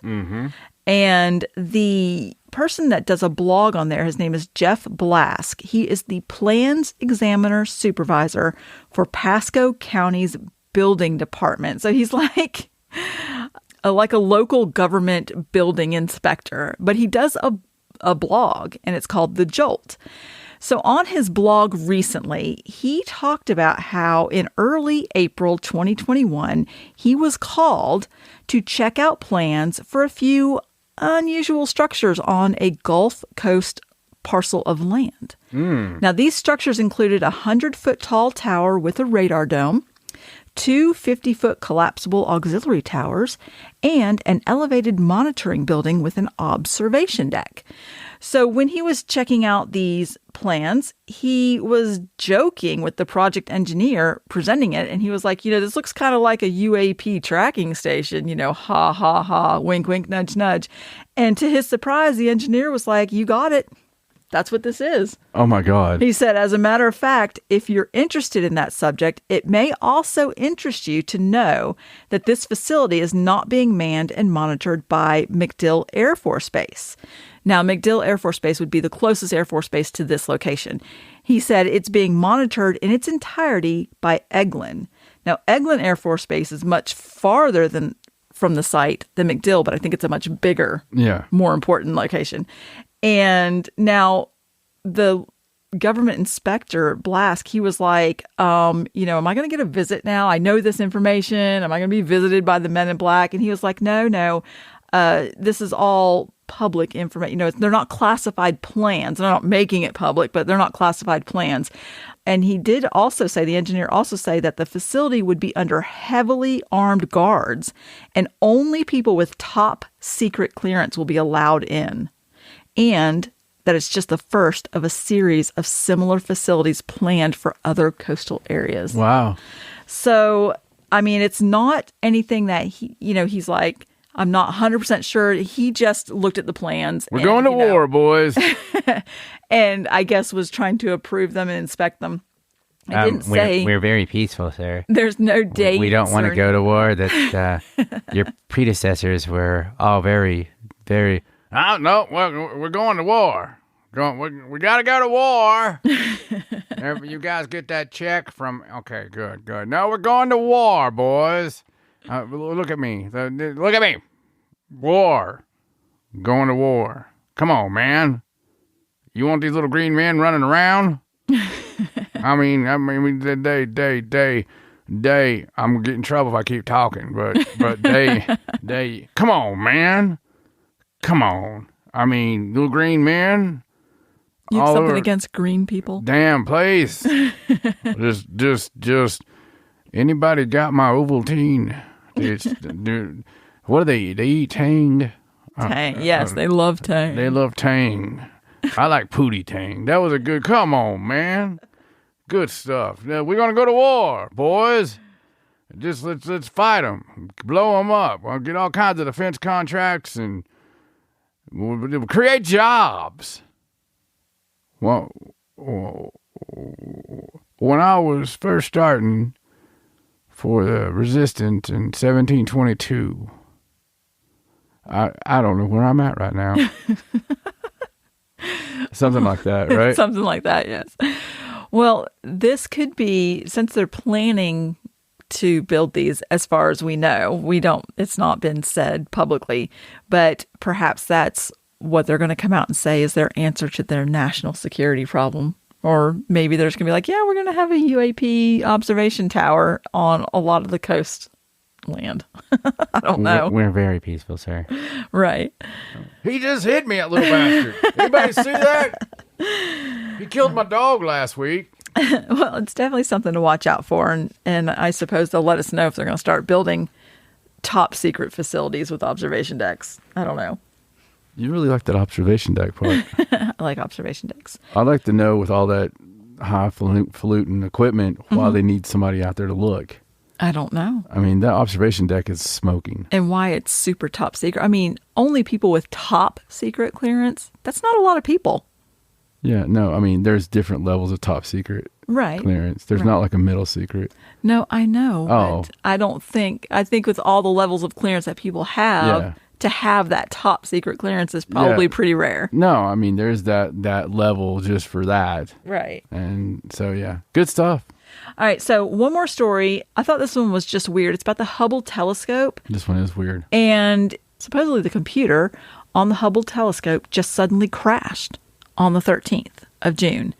They have Hubble's been looking at porn. No idea why, and it spent a week in what it's called safe mode because they couldn't get the computer to come back up online. The guy monitoring it. Right. He's like been all over Pornhub or something. Something. And he's trying to erase the history and he just crashed the computer. Screwed up the Hubble. Can you imagine? He's like by himself in a room all the time. Right. And they're just like, they're Oh, God. Hold on. Just a second. I'll be right with you. Open the damn door, Johnson. Yes, sir. What can I do for you, sir? The damn Hubble went out. That's what you could do for me. Son of a bitch. How's that? Are you not in charge of that? You've been what? Yes, sir. Hold on one moment here. You don't have it pulled up already? Oh, yes, sir. I was just doing a little maintenance. You get space cookies, sir. Calibrate. You got to calibrate. I don't know where that voice is coming from. I have no idea. It happens every now and then. We think it's a version of Siri, but more annoying. And you got it? Oh, yes, sir. The deal is, I had it right here, and I was trying to what that voice said, and calisthenics, and or whatever, and we were trying to get it straight. And you see these two lines right here. This ball has to stay in the center of them. And are you playing Pong? Let me see that. But I mean, can you imagine being the guy and just set that son of a bitch? Well, it's normally something like that. It no matter what is. they say, Right.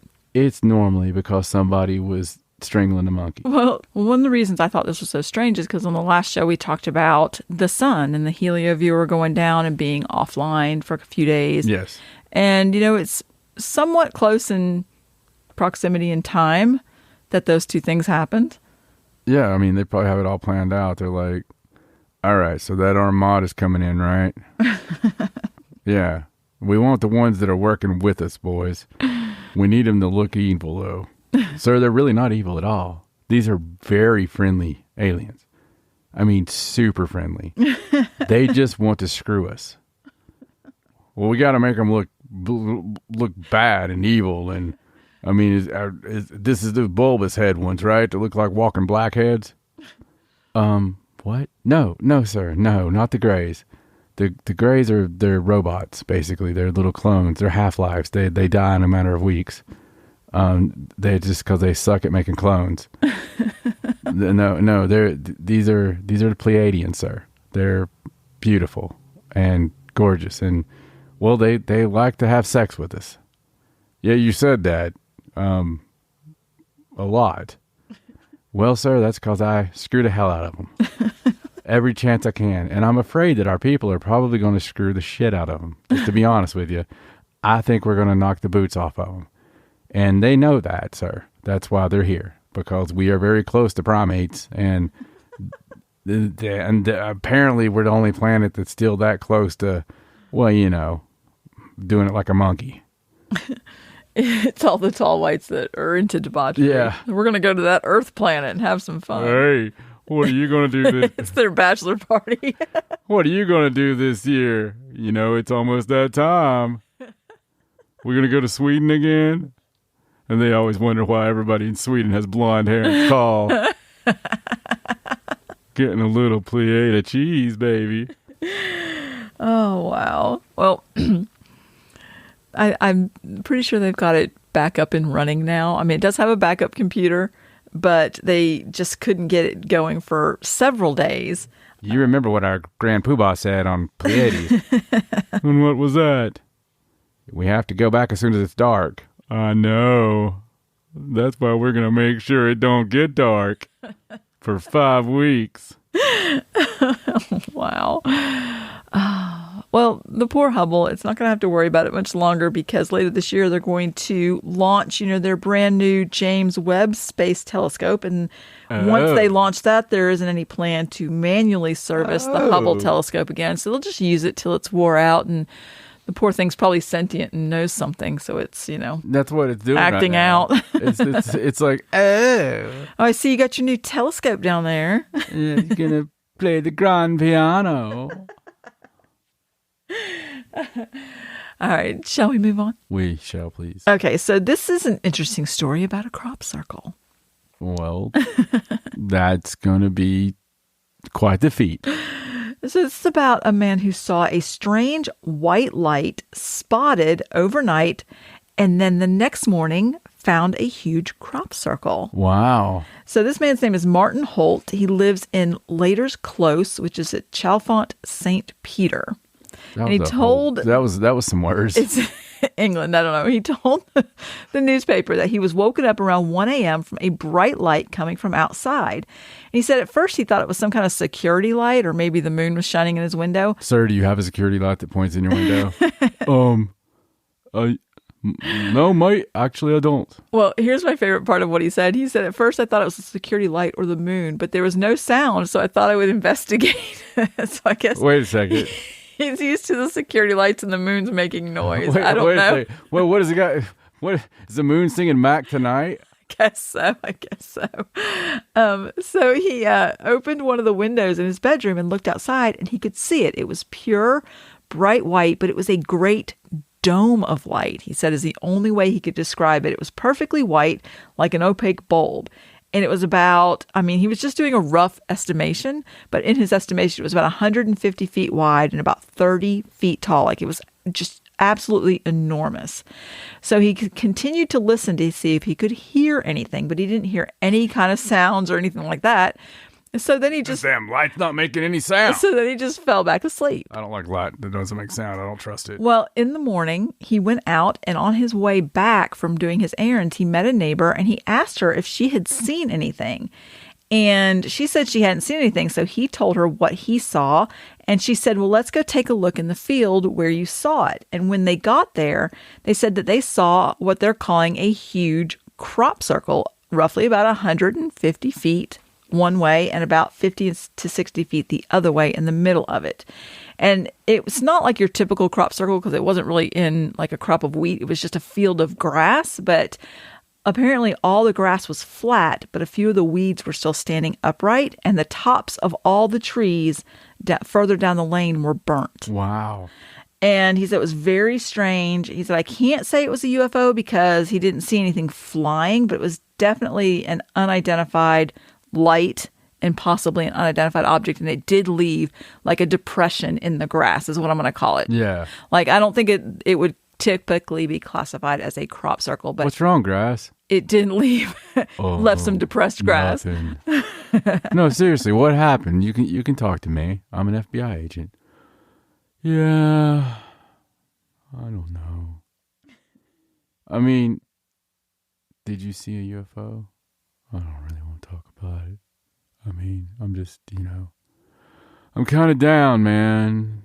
Yeah, I can see that. You're all the way to the ground, but you're not broke. Not broken, no, not yet. Not yet. But there's always tomorrow. Sir, the grass is very depressed, and it's out of shape. Thanks, man. Appreciate it. You don't look like you're ready for the beach either. But yeah, that's you got some pictures of it? No, I don't have pictures of that one because there weren't any aerial pictures of it, and it was really difficult. Like, he had a picture that he took with his cell phone, but it was really difficult to see from ground level, like the way he took the picture. But speaking of crop circles, I thought it was interesting that there have been 4 reported crop circles this month.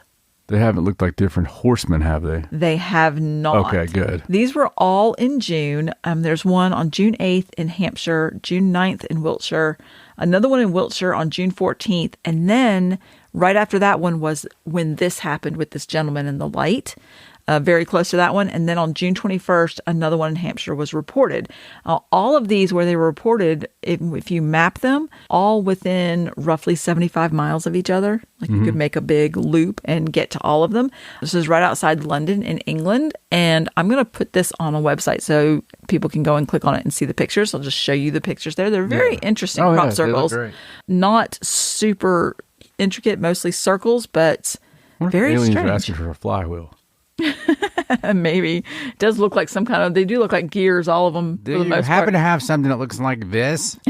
Except this one that looks a little bit like the eclipse. Yeah, it does look like which the I eclipse. thought was interesting. Or Pac-Man. It could be Pac-Man. Or a giant eyeball. Or a bunch of circles. Yeah. I don't know. No, that's interesting. It really is. The light thing is interesting, and so who knows? I'm there's more than one. Right. There's more than one species. So that some of them have been either talking crap or warning us of the others. Right. You know, it's don't let them come to Midsummer. You know, watch out for maple. Well, it was like, you know, once the crop circle season started, you know, we had that one circle away in from the May. flowers. It just seemed like all of a sudden it was like boom, boom, boom, boom. There's a bunch more. Oh, yeah. So. Yeah, it happens every year. Very interesting. So let's move on Okay. to a paranormal story. Ooh. And this is about a couple that went to a haunted hillside. And this gentleman, he's telling his story, he planned on proposing to his girlfriend. It was going to be a surprise. And they went on this hike in this place called Simonside Hills in Northumberland National Park in England. Some more names. Yes. And just a little backstory about Simonside Hills. They have these tales of these mischievous little creatures called the Duergar. They're supposedly supernatural entities that are apparently known for playing tricks and jokes on travelers. And I think I know some guys like that. yes, I believe the folklore is that they're malicious little dwarves is what Well, they're that's not called. a very nice way I to say know. it. It goes back some time. They're associated with like sort of will-o'-the-wisp like lights, you know, that you would yes, I see know in the night. exactly.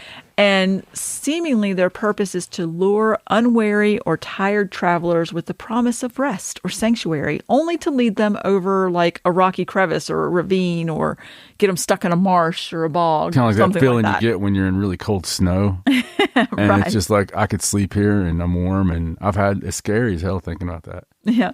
Well, when I looked up this place, because I kind of wanted to get some, you know, backstory on before I read into what happened to this couple, it talked about how tales of these little dwarves go back like 19th, early 20th century texts. And they gave the example that like in one story, a traveler found a small hut in which to rest, and he sat by a small fire and was then accompanied by a small humanoid figure.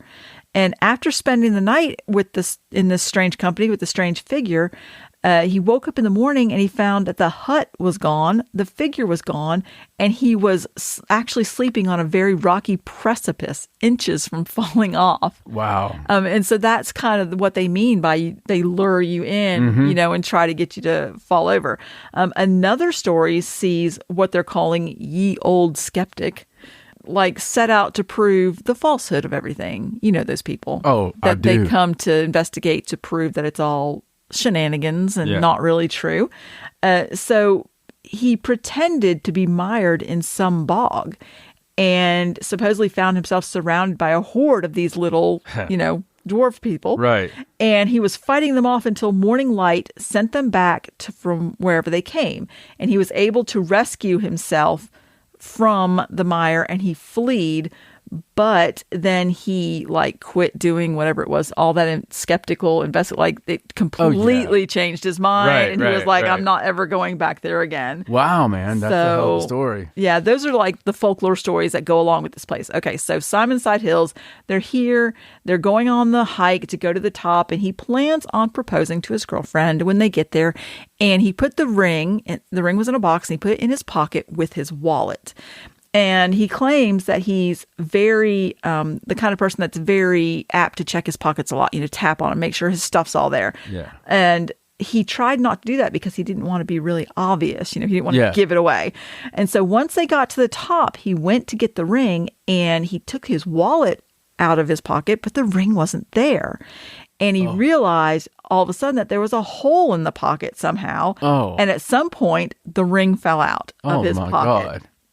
And his girlfriend saw him looking very panicked and asked him, you know, are you okay? Did you lose your wallet? And he had to come clean and be like, no, I was going to propose and I lost the ring. And he was just completely flustered. So they walked back down and they tried to look on the trail to see if they could find it. It was in a bright blue box. And he was hoping that someone would find it and, you know, do the nice thing and return it. So they left. And on the way back to their car as they were leaving, once he got some cell phone signal, he tried looking at some local Facebook pages just on the off chance, and somebody did actually find it. and posted it. Oh, wow. And she lived very close. It was about 15 minutes away, and they were able to go get the ring back. That's awesome. Which was nice. And he was able to do what he calls a proper proposal. And she said yes.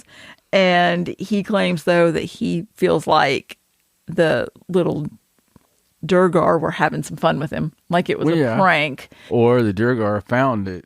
Right. And they're not really as bad as everybody says. Right. And they made sure somebody found it. So I thought that was a really cute story about this haunted place. And maybe you shouldn't do your proposals at, seemingly haunted locations that have mischievous little people. No, you should absolutely do them there. I mean, you only live once, and that's right. That's some fun stuff. That's really cool, though. And of course, every add that to our list. Every culture has some theory or some story about the little people and Holda folk, and that sounds like another one. Yes. All right, so let's go on to a discovery. Okay. This is kind of a really cool discovery. It's about a, quote, magic jar holding a dismembered chicken was used as a curse. Hold on a damn in second. ancient Athens. Yes. A magic jar holding a headless chicken? A dismembered chicken, yeah. It was used as a curse in ancient Athens. So this is a 2,300-year-old ceramic jar that was found. That was filled with the bones of a dismembered chicken. It was likely part of an ancient curse used to paralyze and or kill 55 people in ancient Athens. That's what the archaeologists are saying. Oh. And they claim that at the time that this was made, which was around 300 BC, the people who made the curse also gouged a large iron nail through the vessel. Ooh. Which is very common in curses. Yeah. The use of the nails and poking, through the spell or whatever. And also, all exterior surfaces of the jar were originally covered with text. It once carried over 55 inscribed names. Wow. And they're still trying to make out all of them because some of them obviously are wore off by now. But they claim that the nail and the chicken parts likely played the role in a curse. And nails, are commonly found with ancient curses that, for any kind of curse where you want to inhibit force or symbolically immobilize or restrain people. Right. And the chicken was very young, so it was no older than 7 months when it was killed. So it represented, very helpless feeling, helplessness. And they say that the style of the handwriting on the jar suggests that at least 2 individuals wrote the names on the jar. So this wasn't just one person. This was like a group effort. And it was buried underneath a place that used to house like a crafting fair, like it would be businesses. Yeah, right. So I think that their theory going forward is that perhaps this was some sort of curse against people in maybe a trial. Like maybe someone was being held accountable for something. They were going to trial and they wanted to make sure that anybody that came forward to speak against them, witnesses, their families, anything that would have a large number of people against you. Right. This was a curse against that. Or maybe it was, a way to, possibly win your trial. Yeah. So it's really cool. They said that another possibility is that the curse could be related to some strife that was going on in Athens around 2,300 years ago. After Alexander the Great died and the empire collapsed and everybody was kind of fighting for power, there was a lot of different factions that fought for control, and perhaps, since there were a lot of names, that could have had something to do with it. Yeah. So, but it's really cool. I love it when they find things that, people are doing. Obviously, that stuff worked, or you wouldn't put that much effort into it, Absolutely. Mm-hmm. Absolutely. I mean, and we know it does. Mm-hmm. So that's just very, very cool. Yeah. So I love it. And I love that they were already schooled in the fact that, back in Athens, people had curses to do things like bind people and, paralyze people and even kill people. Dude, go dig up some. I was just researching some the other day, and all the damn heads were laying beside the body. Oh, that's crazy. There was some more, they'll put runes on the casket and all this stuff just to keep them from coming back, Right. So my whole thing is kind of like in the wave of your thinking. Right. something has to happen to cause us to do things. Right. You know, the whole sign thing. Right. You don't have a sign that says don't piss on the, giraffe unless somebody pissed on the giraffe. Right. You know, and that just makes me think that something came back, you know? Oh, absolutely. Because, I mean, if somebody was sick and dying and you made them eat an apple and they still died, would you constantly still just make people, No, you're not going to just give them apples. You're going to try something else. Yeah. So if it doesn't work, you're not going to keep doing it. I mean, no, you're right. You're right. It's just, that's interesting. Very interesting. I think we need to do more of curses today, you know? Probably. They're all over the damn place. No, I'm sure that it seems like there are people doing curses. Well, no, there are. I curse all the time. All right, so let's go on to this other discovery, and this is about some scientists who have baffled. figured out, they are a little bit, but not so much in this. They figured out a way to detect signatures of life remotely. Now, what I mean about this is a project. It's called the MURMAWS project, which means the Monitoring Planetary Surfaces with Modern Polarimetric Characterization.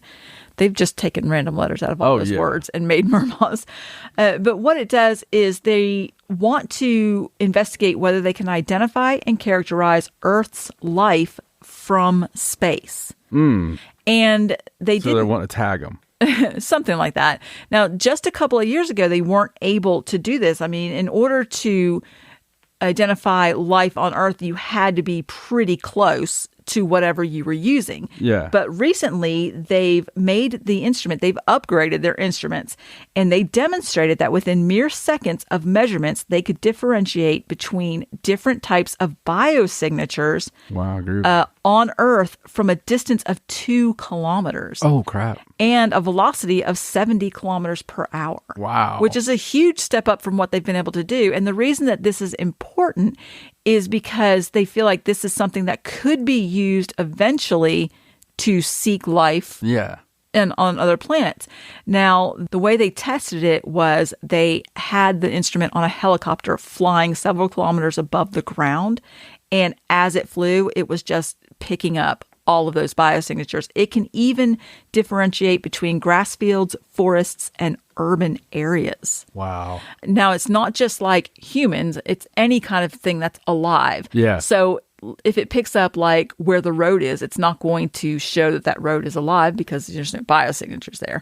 So it's absolutely differentiates between different types of matter on the Earth and at a very high speed. That's incredible. So it's really crazy and cool, and they're super excited because it, like I said, this is very new. Like just a couple of years ago, this couldn't have been done. Well, I bet it was a couple of years ago. We're just now hearing about it. Can you imagine where they're actually at right now with things?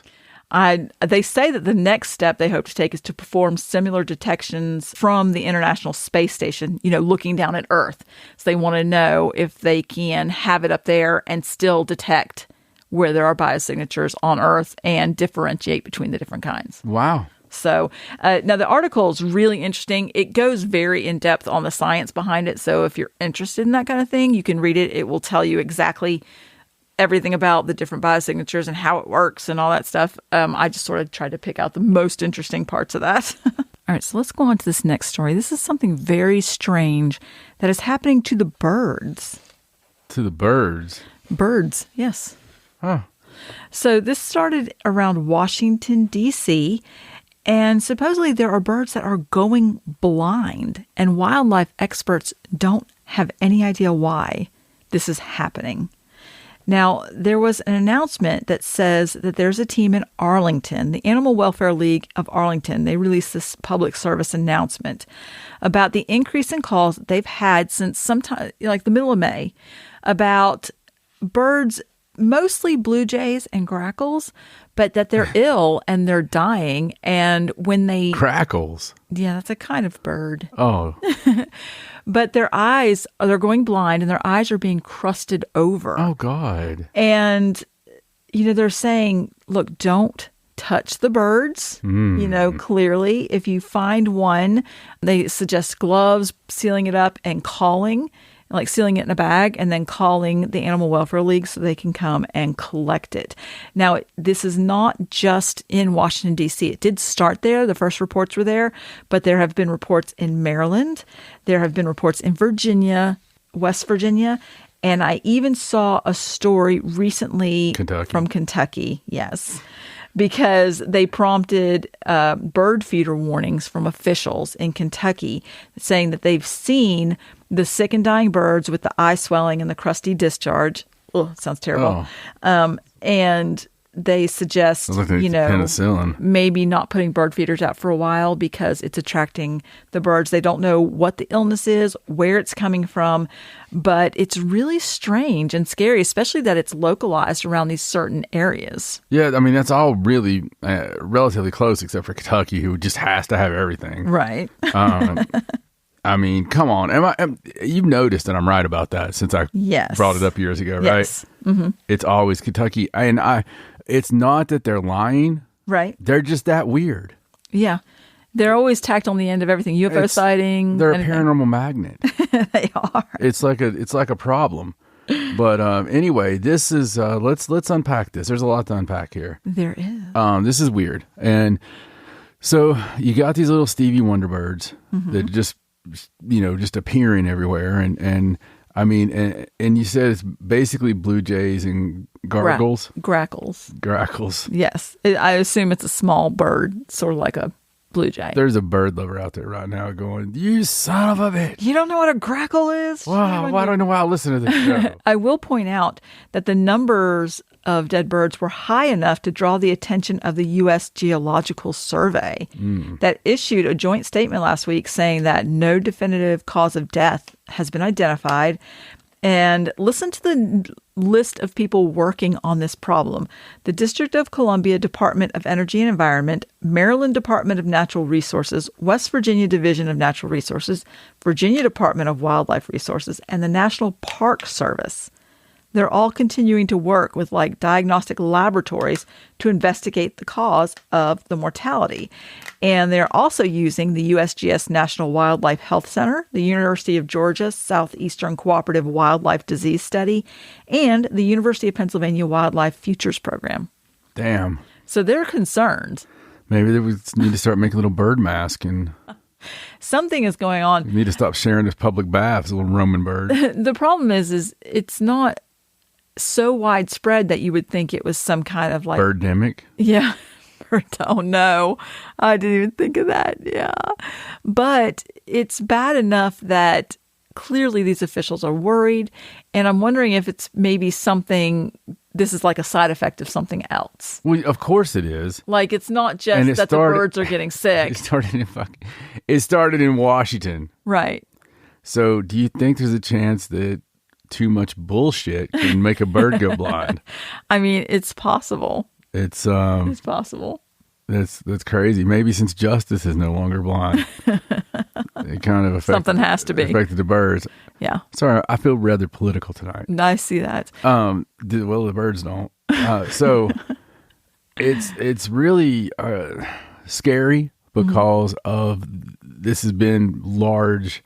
It's happening quick. Mm-hmm. And like you said, there are a lot of agencies getting involved on it. Mm-hmm. So we talked about this off air, obviously, and it sounds pretty damn scary. It really does. Yes. So we just have to keep a close eye on it. Oh, wow. Sounds like the beginning of a zombie apocalypse. It does. For birds. Yeah. Zombie birds. Zombie apocalypse for the birds. Birdemic. It's a birdemic. Oh my I hope God. not. Well, actually, I do hope it is. I want to see I want to see somebody throw a dead seagull at me. It's gonna be just gonna be like the movie, and it's gonna be all due to climate change. Oh yeah! Wow, that damn movie. Somebody saw it and they're like, "Hey, that's a good idea." Yeah. All right, so let's move on to this next story. And this one was just one I thought was really interesting. It's a really interesting read. You have to go to our website and find the link and check it out. This was on the CNN health news site. And it's not really exactly health related. It's more paranormal. And I thought it was a really interesting story. It's talking about people that have had what they're calling an ADC, or after-death communication, from a loved one. Because and they start the article out, it's very like, all these people have died from coronavirus, and a lot of the people died and they weren't allowed to have their loved ones around them. And so people weren't able to get closure. And they even cite like back in 1918 when they had the influenza epidemic, and it sparked the spiritualism craze. Oh, yeah. People were wanting to get in touch with those loved ones that they had lost, in the epidemic. And then they also... I thought it had a little bit more to do with the World War I, but... Well, possibly.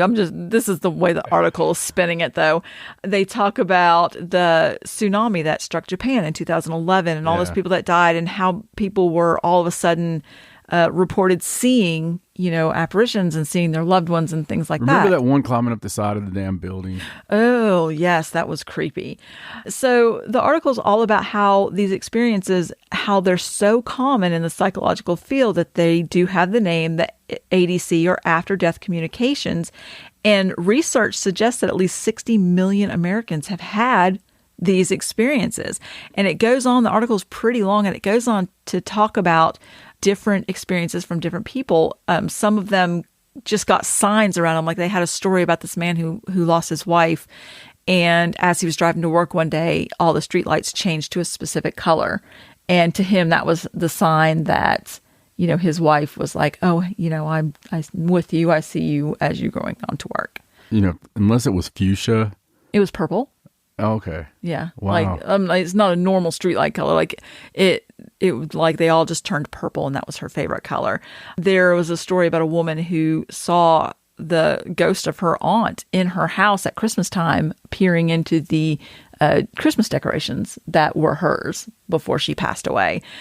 Some people did, there's phantom touches, phantom smells, all the whole gambit of supernatural experiences. So they're putting a number on it, and they're saying 60 million. They're saying that according to the person that they talked to in this particular article was a man named Bill Guggenheim. He's the co-author of a book that's called Hello from Heaven, and it explores these after-death communications. And he believes that these are real and that there is a spiritual purpose behind them.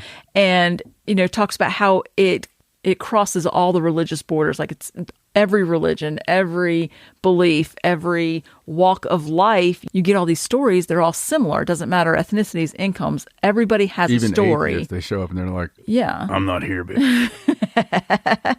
They report You're just effing crazy. Seeing their loved ones or hearing from their loved ones or getting a sign that their loved ones are there with them.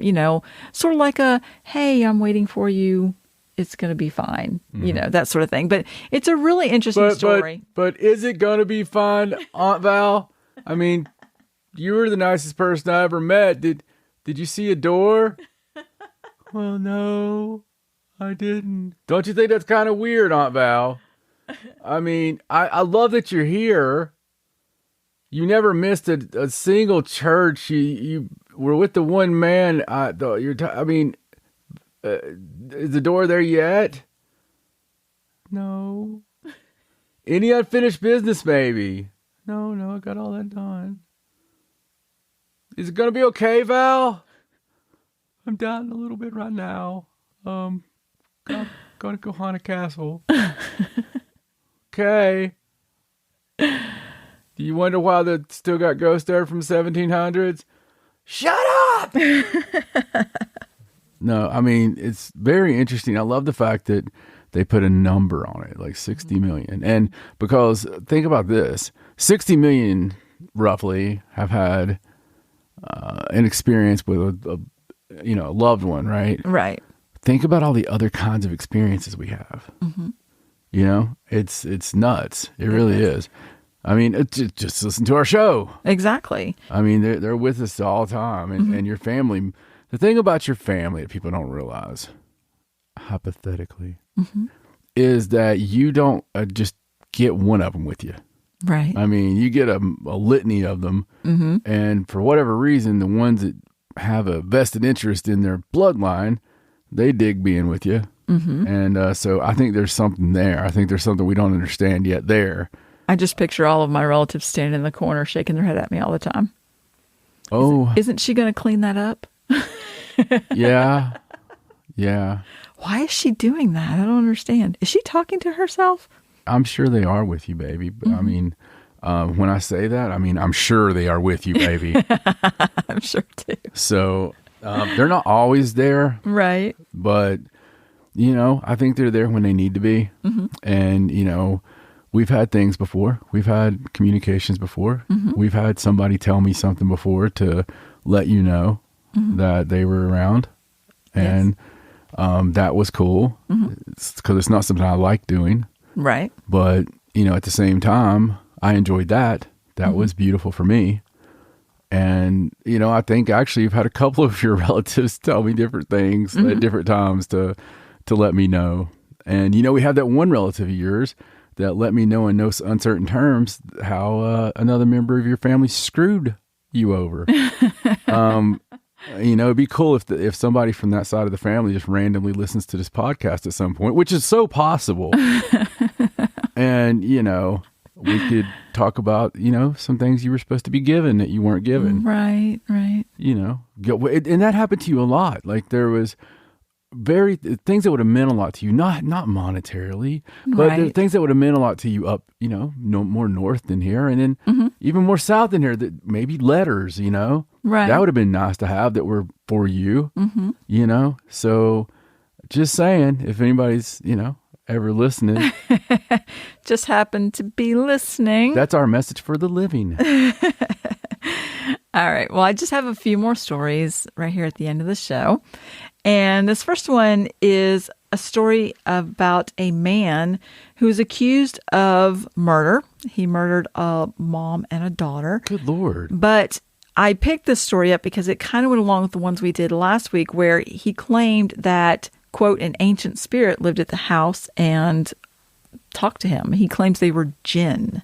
Oh, wow. So the guy's name is Shabazz Khan. He was arrested after CCTV footage showed him the day before visiting the home where he was carrying out some repairs. But he was indicted because they found a bag in his home containing stuff from the home, jewelry from the home, and a phone containing internet searches for things like what is DNA and can we get DNA from burnt bodies and things like that. Why do people do that? I don't know. In this day and time, I mean, it's like they've never watched, any kind of... You could learn everything you need to know to kill somebody from watching ID. Oh, I know. Like the crime stories and Yeah. stuff. You can learn what not to do, Yeah, right? yeah. What worked and what didn't work. I mean, but I think I'm smart enough.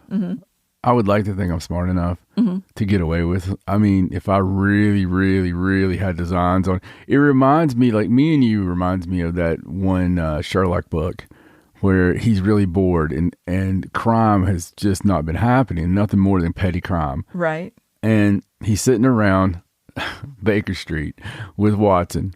And he's like, London has become, boring and all this. And Watson's thinking to himself, it's like, well, it's partly because of him, that Right. they're not, and there's nothing more than petty crime. And Watson's like, there was a bunch of burglaries and stuff. And he's like, oh, yeah, there's just nothing interesting anymore. And Sherlock muses a few things. And he's like, it's a good thing that I'm not a criminal. Because basically he implied how incredible hard it would be to catch him. Like, You wouldn't be able to because he thinks of everything. it's, that's reminds me like Me and You, like it would almost be too perfect. Mycroft could catch him. Well, yes, Mycroft could catch him. But he wouldn't. I mean, he could catch him. That's the one thing, completely sidebar, on the TV series they did with Benedict Cumberbatch, which was one of the best Sherlock, even though it was its own original story. Well, it played off the original stories. Right. But, they updated it. And normally when they do that stuff, it sucks. But it was so great, in my opinion. But I love the fact where they had the cops were weary of him because he was just too clever. Right. And He always knew too much. Yeah, they thought maybe he was the person, Right. And that scares me to death because That's what scares me about having any kind of sixth sense. Okay. I'm currently going through for the first time the Da Vinci Code. Right. Okay. Which is fantastic. If you've never read the Da Vinci Code, somewhere around chapter 20, it's everything we all talk about from like chapter 20 to 26. It's insane the stuff they cover. Because some of it I got to look and see if it's real. Like, because they mix in so many facts with like not facts, and you're like, my God, is that a real thing? You know, right. I've got a whole list for Stacey, but they think he's the murderer, because I mean this ain't giving anything everybody's seen, right? But right. you know, there's a murder at the first of it, and they think it's him, and that's so scary to me. Because you know things, and right, because he seems to have the inside track, right? on it. Because it seems like it should be the one, and right. That's kind of crap terrifies me. But carry on. Oh, okay.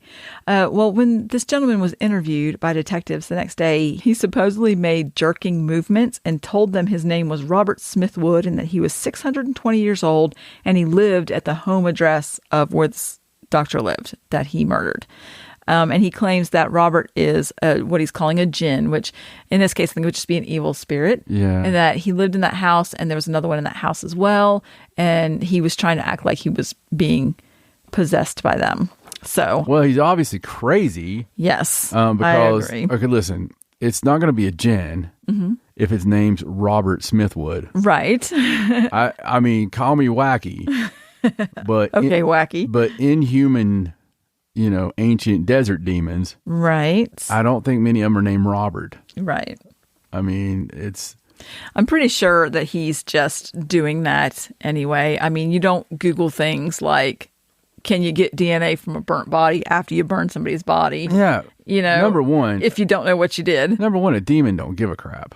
No. A demon's like, how can I burn more bodies? And if you're possessed and do something, you're not going to remember that you did it. So you're not going to have the foresight to steal things and Google. Yeah, no. Yeah, no. so. I mean, anyway, if anybody really wants to get away with it, make it a crime of passion. All right, so let's go into this next story.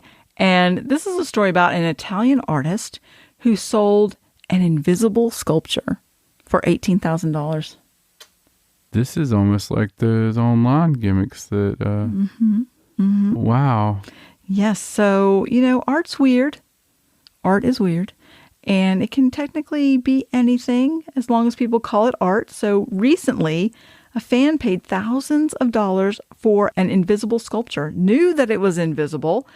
And I would hope they would know. It was created by Italian artist Salvatore Garu.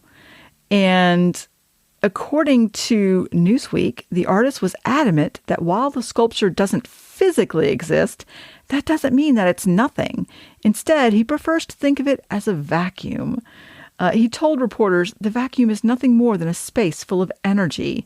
And even if we empty it and there's nothing left, oh, wow. that nothing has weight. It has energy and it's condensed and transformed into particles, into us, very artsy stuff. Yeah. And supposedly the buyer's identity has not been revealed. Well, that's. He didn't want to admit that he spent $18,000 on an invisible sculpture, but the buyer was told that the sculpture needed to be displayed in an unobstructed area that is 5 feet by 5 feet.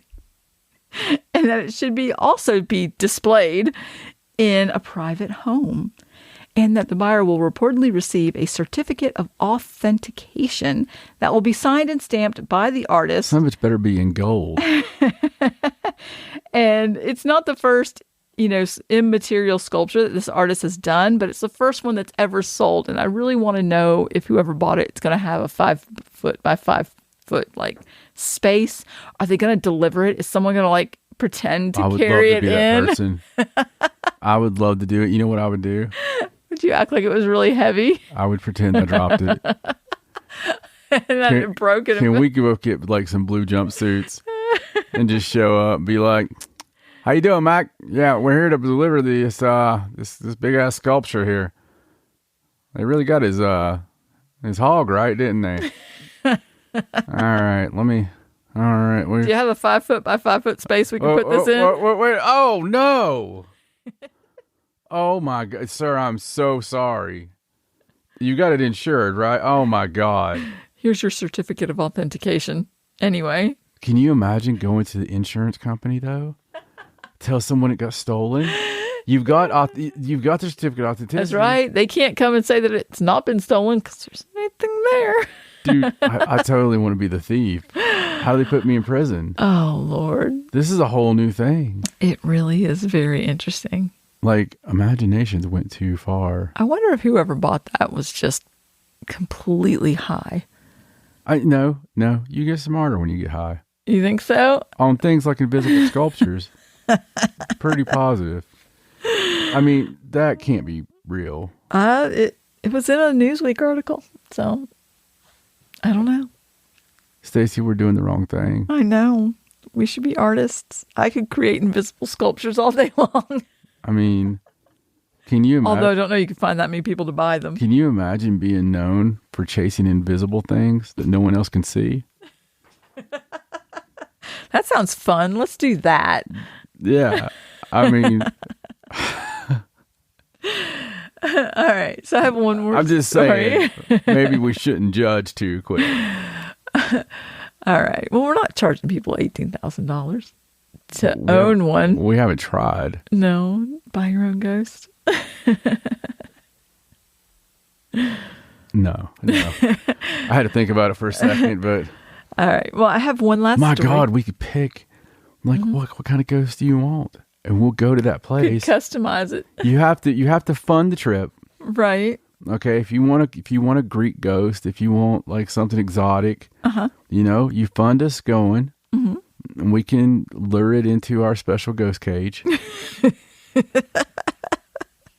and we'll bring it to your house, and we'll train it first. It'll take a couple of weeks so it doesn't do anything evil to you. Right. And then you'll have your We'll domesticate it. Is that what you're saying? Yeah, we're gonna make it friendly, and we'll need some personal items of yours. To attach it to. Yeah, to get it used to, and then we'll bring it in, and we'll sit there with you on the first night, and we'll open the cage and be like, Julius, you can come out now. Come on, there he is. There's a good boy. There's a good boy. Julius, I know this is strange. I know it's strange, Julius, but this is your new friend, Robert Smithwood.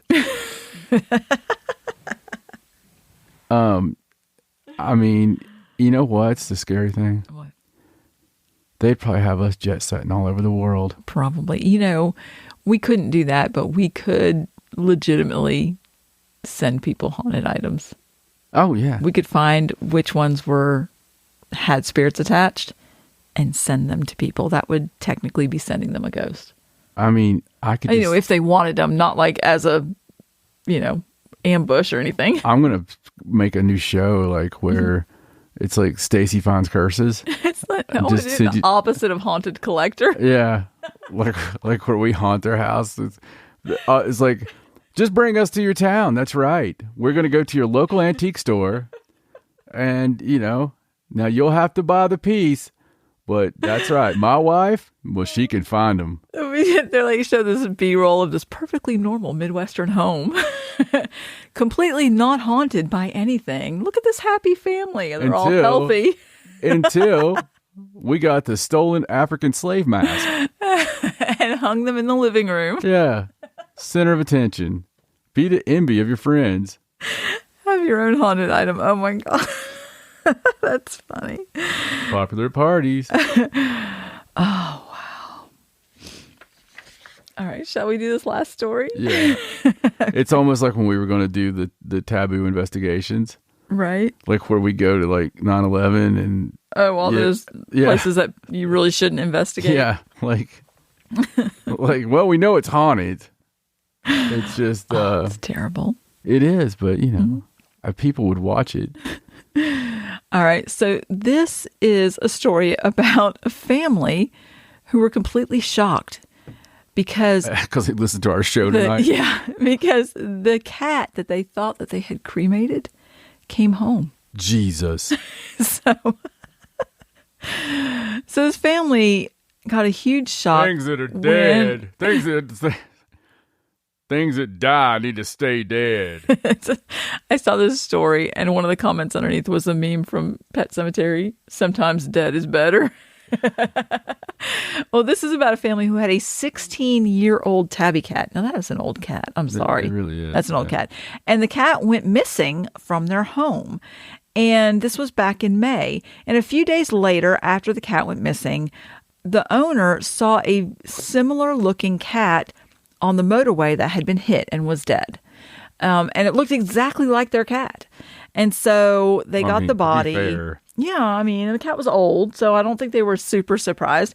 But they got the body and they took it and they had it cremated. And they took the ashes home. Well, a few days later, their cat reappeared. And their son, they have a 7-year-old son, was like, "It's a miracle. We thought you died." And so, Cat's like, what the hell? they were like, "Well, we cremated somebody else's cat." Clearly, it had the ashes in their home. Oh, it's so funny. Now, I can understand the mix-up, but how horrifying would it be to think that you had cremated your cat and then all of a sudden comes walking back in the house?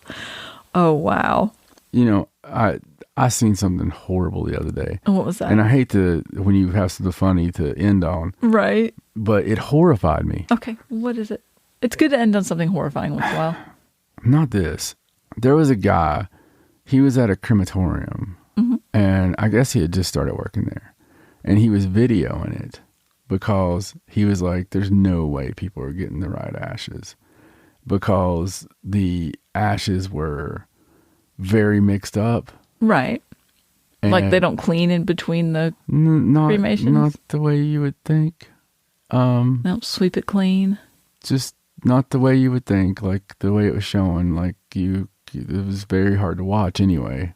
Just right, I'm sure. Inside of one of those things, but right. All the more reason I'm not doing it that way. Right. But so you could basically have a big urn full of ashes of wood or something. Potpourri, yeah, so to speak. Anything. Several people. It just didn't seem very. I'm sure they're not all like that. No, I was gonna say, I'm sure there are some that do it properly, like it's clean. Well, I mean, we've heard about someone. funeral homes like in Atlanta, that were disgusting and people could smell, and they had bodies stacked up, and you know, it makes me so mad because when does it stop? When do people that are working you? When do people that are just trying to con you out of $1 or trying to save $1 or when does that end? You know, when do we get decency? Just all around, the world. It's just, I mean, I guess it's always been that way. I'd like to think people like that eventually get their comeuppance. Yeah. I think they do. Mm-hmm. I think they do in their own way. Right. It's just, that's not what we see though, is it? Like, that's not what makes good news, I guess. No, I suppose not. It's, maybe that's what we need to do. We've mused on a few different show ideas. Right. It's kind of like Bully Beatdown. Remember that show? Mm-hmm. Where they would bring the neighborhood bully in and put a UFC fighter in there with them and beat the crap out of them. Maybe we need to do something like that. Like perhaps. Where it's just like, do you have a local business owner who's treating you like crap? And we could send you in there and just let you be really pissed off customer. We'll call it Extreme Karen. No, I don't think I could pull off the haircut. No, you couldn't. No. My face is too long for a short haircut like that. Dude, I could never. It would scare me too bad. I got to have you look a little bit like nice for when you do get back. But no, poor kitty. I'm surprised the little kid didn't have a freaking heart attack. The kid would seem perfectly fine with it, I guess. Dude, our kids would have killed that cat. I know. They would be like, it's not me, cat. I could see right now Kyler bringing it with a nail through its head, going, "This is how you kill zombies, right?" Smithers came home. We just wanted to make sure. Right. Smithers. That's the name for our cat. There you go, Smithers. Yeah. Let me tell you guys a funny story.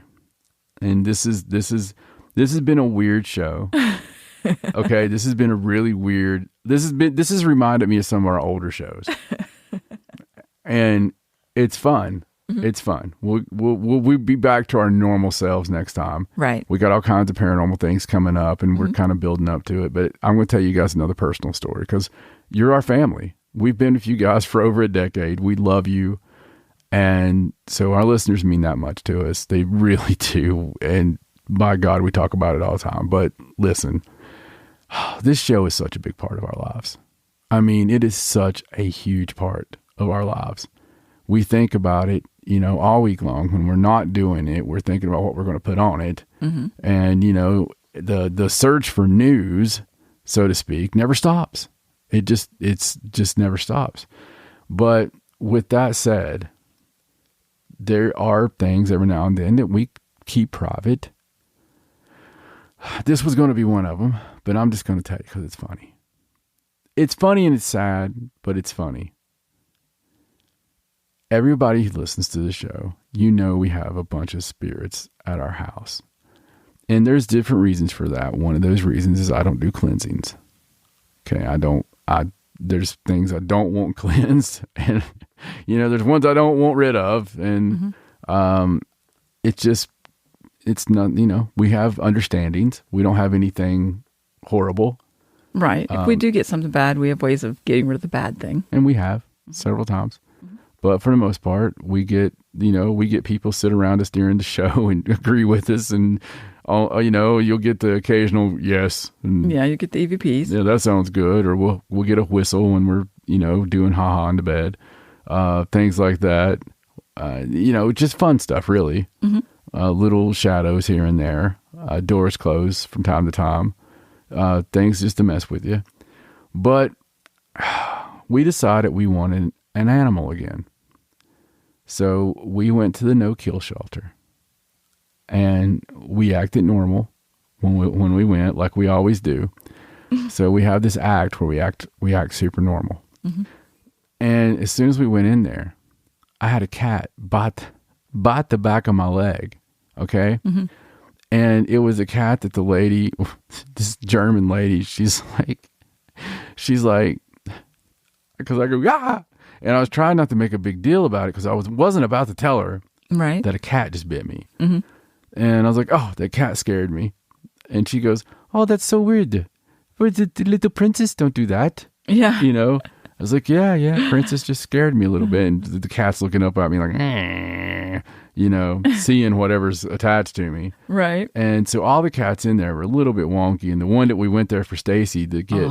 he was so beautiful, and I wanted him so bad. He hated her. Yeah, we got there, and he was such a little butthole. Oh, my God. So, he, walked down to the other end of the room, kept his back to us. So the only cats that really dug me were these stupid cats. There was these two sisters, and they had to come together, but they were just idiots. And it's like... I could just see them eating all of our stuff. Yeah, they were silly. Okay, so we didn't get that. So Stacy's petting this one cat that's up in the window, thinking it was another cat. And the lady's like, "Oh my goodness, he's letting you pet him," and all this stuff. And Stacy's like, "Yeah, that's the one I've been petting." She goes, "No." So this cat was up in the window because, he gets in the window away from everybody. Right. And just kind of stares out the window, contemplating, trying to throw herself through the glass. And, but Stacy's like, oh, I've got to have this one. Well, he was being real sweet, and he let me pet him. He let you pet him. He was very friendly, and he seemed to really enjoy it. And, he wasn't running away from us. And we're like, oh, he's going to be a big sweetheart. We kind of wanted a cat that was just going to hang out with us and not be overly playful. He wasn't a kitten, but he wasn't old. And he just seemed really no nonsense, He wasn't being lured in by the silly laser pointer and, the treats and whatever. He was just doing his own thing. So this cat's perfect. Yeah. So we got him. Yeah. And we brought him to our house. Mm-hmm. And they said, you might want to keep him in your room for, let him get used to the surroundings. And right. We're like, okay, we'll keep him in our room. Mm-hmm. And he went straight under the bed quickly. Mm-hmm. So we made it comfortable for him. We we would get down and give him treats. We wanted to give him his space, and we did everything. We watched every video you can, and to let the new member get used to it. But it was almost like maybe the cat was, experiencing something. Right. Because it took about 2 or 3 days, and the cat pretty much, changed his demeanor, I guess you could say. Was you know how the cat was with Pepe Le Pew? Like that look. Right. That was what this cat did. And we tried for a month, and this cat was just freaked out. The poor little thing was, you couldn't get more baby talk, more sweet, more anything. This cat was as far in the corner as it could get, just kind of sitting there scared to death. And we honestly had to make the decision to take him back out there because... Yeah, and, whenever I went to take him back out there, when we first got him, they were like, oh, he won't go in a crate. It's really hard. They gave us this crate to bring him home in that was huge because they had so much trouble getting him in the crate. And he was a little bit scared of the crate, but once he realized what I was doing, he went in there. Yeah. Like, he was okay with being in the crate in our room. And so I closed it up and we took him back to the no-kill shelter. And whenever we walked in to the shelter, I've never seen a happier cat in my entire life. That cat perked up. He looked around. He started meowing. He was like, yes, Lord, thank you for bringing me back, back to the And that's shelter. What the funny part of this is. Like, it's actually got a happy ending because this cat, it was like on a movie when... the Blind Melon video when the little bee girl finds all the other bees and she just goes and starts dancing with them. So this stupid cat had actually sit here, and you couldn't have been more pampered. It's just the fact that there was ghosts everywhere. This cat was, if you ever wondered if animals can see, we have verified. Yes. So yeah. I felt really bad because they asked me why we were bringing him back, and I explained to them, and they were like, oh, well, I understand. Sometimes it just doesn't work. And then we bring the cat back, and he's like a totally different cat. I was like, this cat is making a liar out of me. Yeah. Making it look like I'm just lying about how he was acting because he was perfectly fine when he got back there. Yeah. And fatter because we were feeding him like crazy. Oh, my gosh, I know. He probably put on a few pounds. It's funny. We're trying again because, this time the cat knows us. The one we're getting this time, it already knows us. We've already met him, and he's good. So hopefully, and his name's Spooky. So hopefully, Spooky will live up to his name. So and he's also huge. Yes. So you said he was what, like 35 pounds? Yeah, he's a big cat, but he's not fat. He's just a big cat. He's big boned. He's a big boned cat. He's big boned. Yeah. So cool stuff. Just thought I would share our little cat story. But thank you for the news. Oh, you're welcome. All right. Well, guys, we've got a lot coming up. We've got all kinds of busyness to go through and a lot of fun updates. They'll not all be on Patreon. We'll throw some up on the tube of you and probably Facebook, some Facebook Live stuff just to have fun and get you on there. And but we're going to do a whole lot. We're talking about recording a podcast on the road with some equipment, and so if we put up something rough, it'll be still yet fun. And that's all it's really about. So anyway, love you guys. Be sure, if you're not a patron, go to patreon.com/paranormal sideshow and paranormalsideshow.com to find out everything else. For my lovely wife Stacy, my name's John. So long from the sideshow. Good night.